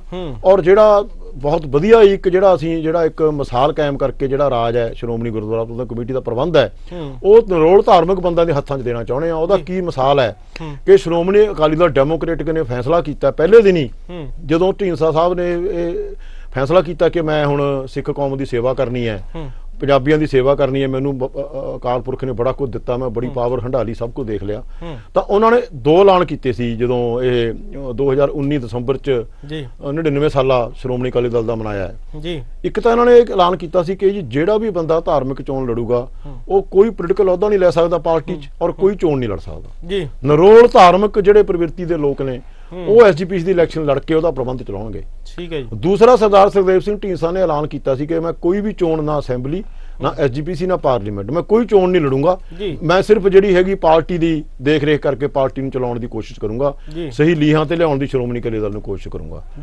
ਦੂਸਰਾ ਜਿਹੜਾ ਇਹਨਾਂ ਨੇ ਇੱਕ ਜਿਹੜਾ ਸਾਡਾ ਦੂਸਰਾ ਏਜੰਡਾ ਲੈ ਕੇ ਚੱਲੇ ਆ ਅਸੀਂ, ਕਿ ਜੋ ਸ਼੍ਰੋਮਣੀ ਅਕਾਲੀ ਦਲ ਇੱਕ ਕਾਰਪੋਰੇਟ ਕੰਪਨੀ ਬਣ ਚੁੱਕਿਆ ਹੈ ਸਰਦਾਰ ਸੁਖਬੀਰ ਸਿੰਘ ਬਾਦਲ ਦੀ ਪ੍ਰਧਾਨਗੀ ਹੇਠ, ਬਾਦਲ ਦਲ ਕਹਿ ਲਓ ਇਹਨੂੰ ਤੁਸੀਂ ਵਪਾਰਕ ਦਲ ਕਹਿ ਲਓ, ਅਸੀਂ ਇਹ ਕਹਿੰਦੇ ਆ ਕਿ ਉਹਦਾ ਜਿਹੜਾ ਜਿਸ ਤਰੀਕੇ ਨਾਲ 1920 ਸ਼੍ਰੋਮਣੀ ਅਕਾਲੀ ਦਲ ਬਣਾਇਆ ਸੀ, ਔਰ ਉਹਨਾਂ ਲੀਡਰਾਂ ਨੇ ਘਾਲ ਕੇ ਇਹਨੂੰ ਇੱਥੇ ਤੱਕ ਪਹੁੰਚਾਇਆ ਕਿ ਸਰਦਾਰ ਸੁਖਬੀਰ ਸਿੰਘ ਬਾਦਲ ਦੇ ਪ੍ਰਧਾਨ ਬਣਨ ਤੋਂ ਪਹਿਲਾਂ ਤੱਕ ਸ਼੍ਰੋਮਣੀ ਅਕਾਲੀ ਦਲ ਕੇਵਲ ਤੇ ਕੇਵਲ ਇੱਕੋ ਪਾਰਟੀ ਸੀ ਜਿਹੜੀ ਕੁਰਬਾਨੀ ਵਾਲੀ ਪਾਰਟੀ ਮੰਨੀ ਜਾਂਦੀ ਸੀ। ਜੋ ਵੀ ਕੋਈ ਮੂਵਮੈਂਟ ਹੋਈ, ਆਪਾਂ ਜੈਤੋ ਮੋਰਚੇ ਦੀ ਗੱਲ ਕਰ ਲਈਏ, ਆਪਾਂ ਐਮਰਜੈਂਸੀ ਦੀ ਗੱਲ ਕਰ ਲਈਏ, ਸ਼੍ਰੋਮਣੀ ਅਕਾਲੀ ਦਲ ਦੇ ਵਰਕਰਾਂ ਨੇ, ਲੀਡਰਾਂ ਨੇ ਵੱਧ ਚੜ ਕੇ ਹਿੱਸਾ ਲੈ ਕੇ ਉਹਨਾਂ ਸਾਰੇ ਸੰਘਰਸ਼ਾਂ ਨੂੰ ਕਾਮਯਾਬ, ਗੌਰਵਮਈ ਇਤਿਹਾਸ ਰਿਹਾ ਸ਼੍ਰੋਮਣੀ ਅਕਾਲੀ ਦਲ ਦਾ ਕੀਤਾ, ਗੌਰਵਮਈ ਇਤਿਹਾਸ ਰਿਹਾ। ਪਰ ਸਰਦਾਰ ਸੁਖਬੀਰ ਸਿੰਘ ਬਾਦਲ ਦੇ ਪ੍ਰਧਾਨ ਆਉਣ ਨਾਲ ਇਹਨਾਂ ਨੇ ਇਹਨੂੰ ਕਾਰਪੋਰੇਟ ਏਜੰਸੀ ਵਾਂਗੂ ਚਲਾਉਣ ਦੀ ਕੋਸ਼ਿਸ਼ ਕੀਤੀ। ਕੁਝ ਬੰਦੇ ਚੁਣ ਲਏ ਕਿ ਇਹਨਾਂ ਰਾਹੀਂ ਮੈਂ ਪਾਰਟੀ ਚਲਾਉਣੀ ਹੈ, ਦੂਜੇ ਸਾਰੇ ਇਹਨਾਂ ਦੇ ਥੱਲੇ ਕੰਮ ਕਰਨਗੇ, ਜਿਵੇਂ ਕਾਰਪੋਰੇਟ ਕਲਚਰ ਹੁੰਦਾ, ਜਿਹਦਾ ਸਰਦਾਰ ਸੁਖਦੇਵ ਸਿੰਘ ਢੀਂਡਸਾ ਉਹਨਾਂ ਨੇ ਵਿਰੋਧ ਕੀਤਾ। ਉਹਨਾਂ ਨੇ ਕਿਹਾ ਵੀ ਦੇਖੋ ਇਹ ਲੋਕਾਂ ਦੀ ਪਾਰਟੀ ਆ, ਸਿਸਟਮ ਇਹ ਹੁੰਦਾ ਸੀ ਕਿ ਜੀ ਸਰਕਲ ਤੋਂ ਸਰਕਾਰਾਂ ਦੀ ਚੋਣ ਹੁੰਦੀ ਸੀ, ਫਿਰ ਜ਼ਿਲ੍ਹਿਆਂ ਦੀ ਚੋਣ ਹੁੰਦੀ ਸੀ, ਜ਼ਿਲ੍ਹਾ ਡੈਲੀਗੇਟ ਜਾ ਕੇ ਸਟੇਟ ਲੈਵਲ ਦੇ ਡੈਲੀਗੇਟਸ ਪ੍ਰਧਾਨ ਚੁਣਦੇ ਸੀ ਸ਼੍ਰੋਮਣੀ ਅਕਾਲੀ ਦਲ ਦਾ। ਠੀਕ ਹੈ ਨਾ। ਉਹ ਇਹਨਾਂ ਨੇ ਉਹਦਾ ਘਾਣ ਕਰਤਾ, ਇੱਥੋਂ ਬੈਠੇ ਇਹ ਸਰਕਲ ਪ੍ਰਧਾਨ ਬਣਾ ਦਿੰਦੇ ਸੀ, ਇੱਥੋਂ ਬੈਠੇ ਇਹ ਜ਼ਿਲ੍ਹਾ ਪ੍ਰਧਾਨ ਬਣਾ ਦਿੰਦੇ ਸੀ, ਇੱਥੋਂ ਬੈਠੇ ਡੈਲੀਗੇਟਸ ਬਣਾ ਦਿੰਦੇ ਸੀ, ਉਹਨਾਂ ਤੋਂ ਇੱਕ ਮਤਾ ਪਵਾ ਲੈਂਦੇ ਸੀ ਕਿ ਜੀ ਅਸੀਂ ਸਾਰੇ ਅਧਿਕਾਰ ਸਰਦਾਰ ਸੁਖਬੀਰ ਸਿੰਘ ਬਾਦਲ ਨੂੰ ਦਿੰਦੇ ਆ, ਕੋਈ ਵੀ ਕਮੇਟੀ ਬਣਾਉਣ ਦੀ, ਚਾਹੇ ਜ਼ਿਲ੍ਹੇ ਦੀ ਹੈ, ਚਾਹੇ ਸਰਕਲ ਦੀ ਹੈ, ਚਾਹੇ ਉੱਪਰ ਹੈ, ਉਹ ਚਾਹੇ ਐਸਜੀਪੀਸੀ ਦੀ ਹੈ। ਐਸਜੀਪੀਸੀ ਦੀ ਵੀ ਜੋ ਐਗਜ਼ੈਕਟਿਵ ਹੁੰਦੀ ਹੈ ਉਹ ਇੱਕ ਚਿੱਠੀ ਚੋਂ ਨਿਕਲ ਕੇ ਪ੍ਰਧਾਨ ਬਣਦਾ, ਉਹਦਾ ਚਿੱਠੀ ਚੋਂ ਨਿਕਲ ਕੇ ਐਗਜ਼ੈਕਟਿਵ ਬਣਦੀ ਹੈ। ਉਹ ਸਾਰੇ ਵਤਾਰੇ ਨੂੰ ਅਸੀਂ ਜੋ 1920 ਅਕਾਲੀ ਦਲ ਵੇਲੇ ਬਣਿਆ ਸੀ, ਵਤਾਰਾ ਚੱਲਦਾ ਆਇਆ, ਉਹਨੂੰ ਅਸੀਂ ਕੋਸ਼ਿਸ਼ ਕਰਾਂਗੇ ਸ਼੍ਰੋਮਣੀ ਅਕਾਲੀ ਦਲ ਡੈਮੋਕ੍ਰੇਟ ਵਾਲੇ ਕਿ ਉਹਨੂੰ ਅਸੀਂ ਉਸੇ ਤਰੀਕੇ ਨਾਲ ਸਰਕਲ ਬਣਾਈਏ, ਭਰਤੀ ਹੋਵੇ, ਭਰਤੀ ਤੋਂ ਬਾਅਦ ਡੈਲੀਗੇਟ ਸਰਕਲ ਦੇ ਬਣਨ, ਉਹ ਸਰਕਲ ਪ੍ਰਧਾਨ ਚੁਣਨ, ਉਸ ਤੋਂ ਬਾਅਦ ਸਰਕਲ ਦੇ ਡੈਲੀਗੇਟ ਜ਼ਿਲ੍ਹਾ ਡੈਲੀਗੇਟ ਬਣਨ ਸਰਕਲਾਂ ਚੋਂ, ਔਰ ਉਹ ਜ਼ਿਲ੍ਹੇ ਦਾ ਪ੍ਰਧਾਨ ਚੁਣਨ, ਔਰ ਸਟੇਟ ਡੈਲੀਗੇਟ ਨੇ ਜਿਹੜੇ ਉਹ ਜਿਹੜਾ ਟੋਟਲ ਪਾਰਟੀ ਦਾ ਪ੍ਰਧਾਨ ਚੁਣਨ, ਚਾਹੇ ਕੋਈ ਵੀ ਹੋਵੇ, ਜ਼ਰੂਰੀ ਨਹੀਂ ਸੁਖਦੇਵ ਸਿੰਘ ਢੀਂਡਸਾ ਹੋਵੇ, ਕੋਈ ਹੋਰ ਵੀ ਹੋ ਸਕਦਾ ਹੈ। ਸੋ ਇਹ ਅਸੀਂ ਇਹ ਆਸ਼ੇ ਲੈ ਕੇ ਚੱਲੇ ਹਾਂ। ਵਾਹਿਗੁਰੂ ਦਾ ਸਾਥ, ਅਕਾਲ ਪੁਰਖ ਦਾ ਸਾਥ ਸਾਡੇ ਨਾਲ ਰਹੇ, ਆਸ਼ੀਰਵਾਦ ਰਹੇ, ਔਰ ਲੋਕਾਂ ਦਾ ਸਾਥ ਰਹੇ, ਇਹ ਵਸ਼ ਪੂਰਾ ਕਰਾਂਗੇ। ਬਰਾੜ ਸਾਹਿਬ, ਕਾਫੀ ਲੰਬੇ ਸਮੇਂ ਤੋਂ ਵੇਖਿਆ ਜਾ ਰਿਹਾ ਰਾਜਨੀਤਿਕ ਪਾਰਟੀਆਂ ਵੱਲੋਂ ਵੀ, ਧਾਰਮਿਕ ਪਾਰਟੀਆਂ ਵੱਲੋਂ ਵੀ, ਵੋਟਾਂ ਕਦੋਂ ਆ ਰਹੀਆਂ ਨੇ, ਇਹ ਵੱਡਾ ਸਵਾਲ ਹੈ ਕਿਉਂਕਿ ਕਾਫੀ ਲੰਬਾ ਸਮਾਂ ਹੋ ਗਿਆ ਸ਼੍ਰੋਮਣੀ ਗੁਰਦੁਆਰਾ ਪ੍ਰਬੰਧਕ ਕਮੇਟੀ ਦੀਆਂ ਜਿਹੜਾ ਚੋਣਾਂ ਉਹ ਨਹੀਂ ਹੋਈਆਂ। ਇਹਦੇ 'ਚ ਵੀ ਨਾ ਜੀ ਇੱਕ ਬੜੀ ਵੱਡਾ, ਇਹ 2011 'ਚ ਚੋਣਾਂ ਹੋਈਆਂ ਸੀ, 11 ਤੋਂ ਬਾਅਦ ਹੁਣ ਚੋਣਾਂ ਹੋਣਗੀਆਂ ਜਦੋਂ ਵੀ ਕਿਤੇ ਇਹ ਕੈਪਟਨ ਅਮਰਿੰਦਰ ਸਿੰਘ ਦੀ ਕਿਰਪਾ ਹੋਊਗੀ ਚੋਣਾਂ ਕਰਾਉਣ ਦੀ। ਉਹਦਾ ਕਾਰਨ ਇਹ ਹੋਇਆ ਜੀ 2011 'ਚ ਕੋਰਟ 'ਚ ਕੇਸ ਪੈ ਗਿਆ ਸੀ, ਸਹਿਜਧਾਰੀ ਸਿੰਘਾਂ ਨੇ ਕੇਸ ਪਾਤਾ ਸੀ ਵੀ ਸਾਨੂੰ ਵੋਟ ਦਾ ਅਧਿਕਾਰ ਹੋਣਾ ਚਾਹੀਦਾ। ਠੀਕ ਹੈ। ਤਾਂ ਹਾਈ ਕੋਰਟ ਨੇ ਉਹਦਾ ਜਿਹੜਾ ਇਲੈਕਸ਼ਨ ਨੂੰ ਸਟੇ ਕਰਤਾ ਸੀ ਜੀ, ਤੇ ਉਹਦੇ ਹਿਸਾਬ ਨਾਲ 2016 'ਚ ਇਲੈਕਸ਼ਨ ਹੋਣੀ ਚਾਹੀਦੀ ਸੀ, ਪਰ ਬਾਦਲਾਂ ਨੇ ਕੋਰਟ 'ਚ ਪਟੀਸ਼ਨ ਪਾਈ। ਕਿਉਂ ਜੀ? ਕਿਉਂਕਿ ਸਾਡਾ ਜਿਹੜਾ 2016 'ਚ ਬਹਾਲ ਹੋਇਆ, ਫਿਰ ਜਿਹੜਾ ਇਹ ਹਾਊਸ ਹੋਇਆ ਬਹਾਲ, ਇਹਨਾਂ ਨੇ ਇਹ ਪਟੀਸ਼ਨ ਪਾਈ ਕਿ ਜੀ ਇਹ ਇਲੈਕਸ਼ਨ ਨਹੀਂ ਹੋਣੀ ਚਾਹੀਦੀ ਕਿਉਂਕਿ ਇਹ ਜਿਹੜਾ ਸਾਨੂੰ ਜਿਹੜੀ ਟਰਮ ਹੈ ਸਾਡੀ 2016 ਤੋਂ ਸ਼ੁਰੂ ਹੋਈ ਹੈ, ਇਸ ਕਰਕੇ 21 ਚੋਣ ਹੋਣੀ ਚਾਹੀਦੀ ਹੈ। ਅੱਛਾ ਜੀ। ਮੈਂ ਇੱਕ ਸਵਾਲ ਕਰਦਾ ਤੁਹਾਡੇ ਰਾਹੀਂ ਕਿ ਜਦੋਂ ਅਸੈਂਬਲੀ ਦੀ ਇਲੈਕਸ਼ਨ ਕੋਈ ਅਸੈਂਬਲੀ ਸਸਪੈਂਡ ਹੋ ਜਾਂਦੀ ਹੈ ਜਾਂ ਅਸੈਂਬਲੀ ਭੰਗ ਹੋ ਜਾਂਦੀ ਹੈ, ਕੀ ਉਹਨੂੰ ਉਹ ਟਰਮ ਮਿਲਦੀ ਹੈ ਉਸ ਅਸੈਂਬਲੀ ਨੂੰ? ਬਿਲਕੁਲ ਨਹੀਂ ਮਿਲਦੀ। ਕੋਈ ਕਿਸੇ ਕਨਸਟੀਟਿਊਸ਼ਨ 'ਚ ਪ੍ਰੋਵੀਜ਼ਨ ਨਹੀਂ ਹੈ ਕਿ ਜੀ ਉਹਨੇ 5 ਸਾਲ ਦੁਬਾਰਾ ਮਿਲਣਗੇ, ਫਿਰ ਤਾਂ ਚੋਣਾਂ ਹੋਣੀ ਨਾ। ਠੀਕ ਹੈ ਨਾ? ਤਾਂ 2016 ਦੀਆਂ ਚੋਣਾਂ ਇਹਨਾਂ ਨੇ ਇਹ ਕਹਿ ਕੇ ਅੱਗੇ ਪਵਾਉਣ ਦੀ ਕੋਸ਼ਿਸ਼ ਕੀਤੀ ਕਿ ਜੀ ਇਹ 2021 ਚੋਣ ਹੋਣੀ ਚਾਹੀਦੀ ਹੈ। ਹੁਣ ਵੀ ਇਹ 2021 ਚੋਣਾਂ ਹੁਣ ਤਰੀਕੇ ਨਾਲ ਹੋਣੀਆਂ ਚਾਹੀਦੀਆਂ ਨੇ 16 ਦੇ ਇਹਨਾਂ ਦੇ ਹਿਸਾਬ ਨਾਲ ਵੀ। ਹੁਣ ਵੀ ਇਹ ਪੂਰੀ ਕੋਸ਼ਿਸ਼ ਇਹਨਾਂ ਨੇ ਸੈਂਟਰ 'ਚ ਕੀਤੀ ਜਦੋਂ ਉਹਦੇ ਹਿੱਸੇਦਾਰ ਸੀ ਕਿ ਜੀ ਇਹ ਚੋਣਾਂ ਨਾ ਹੋਣ, ਕਿਉਂਕਿ ਇਹਨਾਂ ਨੂੰ ਪਤਾ ਵੀ ਸਾਡਾ ਸਫਾਇਆ ਹੋ ਜਾਣਾ ਜੇ ਚੋਣਾਂ SGPC ਦੀਆਂ ਹੋਣਗੀਆਂ। ਸਾਨੂੰ ਸਿੱਖਾਂ ਨੇ ਮਾਫ ਨਹੀਂ ਕਰਨਾ, ਸਾਨੂੰ ਪੰਜਾਬੀਆਂ ਨੇ ਮਾਫ ਨਹੀਂ ਕਰਨਾ, ਸਾਨੂੰ ਬਾਹਰ ਕੱਢ ਕੇ ਮਾਰਨਾ। ਔਰ ਜੇ ਸ਼੍ਰੋਮਣੀ ਕਮੇਟੀ 'ਚ ਅਸੀਂ ਚੋਣਾਂ ਹਾਰ ਗਏ 22 'ਚ ਸਾਡਾ ਕੋਈ ਨਾਂ ਉੱਥੇ ਨਹੀਂ ਲੱਭਣਾ। ਸੋ ਜਿਹਦੇ ਕਰਕੇ ਇਹਨਾਂ ਨੇ ਪਹਿਲਾਂ ਤਾਂ ਸੈਂਟਰ 'ਚ ਕੋਸ਼ਿਸ਼ ਕੀਤੀ, ਜਿੰਨਾ ਚਿਰ ਪਾਵਰ 'ਚ ਰਹੇ ਬੀਬੀ ਹਰਸਿਮਰਤ ਕੌਰ ਬਾਦਲ ਉੱਥੇ ਮਿਨਿਸਟਰ ਰਹੀ ਕਿ ਜੀ ਚੋਣਾਂ ਨਾ ਹੋਣ, ਇਹਨਾਂ ਨੇ ਉਹ ਬੋਰਡ ਹੀ ਨਹੀਂ ਬਣਨ ਦਿੱਤਾ। ਕਿਉਂਕਿ ਬੋਰਡ ਬਣਦਾ ਹੁੰਦਾ ਜਿਹੜਾ ਚੋਣਾਂ ਕਰਾਉਂਦਾ, ਜਿਹਦਾ ਹੁਣ ਜਸਟਿਸ ਸਾਰਾ ਨੂੰ ਬਣਾਇਆ ਇਹਨਾਂ ਨੇ, ਜਿਹੜਾ chief election commissioner Gurdwara election commissioner. ਉਹਨਾਂ ਨੇ ਚਲੋ ਜਦੋਂ ਉਹਨਾਂ ਨਾਲੋਂ ਵਖਰੇਵਾਂ ਹੋ ਗਿਆ ਤਾਂ ਉਹਨਾਂ ਨੇ ਬੋਰਡ ਬਣਾਤਾ ਵੀ ਹਾਂਜੀ ਚੋਣ ਕਰਾਓ। ਔਰ ਤੁਸੀਂ ਤਰਾਸਦੀ ਦੇਖੋ ਕਿ ਕੈਪਟਨ ਅਮਰਿੰਦਰ ਸਿੰਘ ਇਸ ਤਰੀਕੇ ਨਾਲ ਰਲੇ ਹੋਏ ਨੇ ਇਹਨਾਂ ਨਾਲ ਕਿ ਉਹਨਾਂ ਨੇ ਹਜੇ ਤੱਕ ਦਫ਼ਤਰ ਨਹੀਂ ਦਿੱਤਾ ਹੈ ਇਲੈਕਸ਼ਨ ਕਮਿਸ਼ਨਰ ਨੂੰ। ਦਫ਼ਤਰ ਹੁਣ ਮੇਰੇ ਖਿਆਲ ਸ਼ਾਇਦ ਦਿੱਤਾ ਹੈ।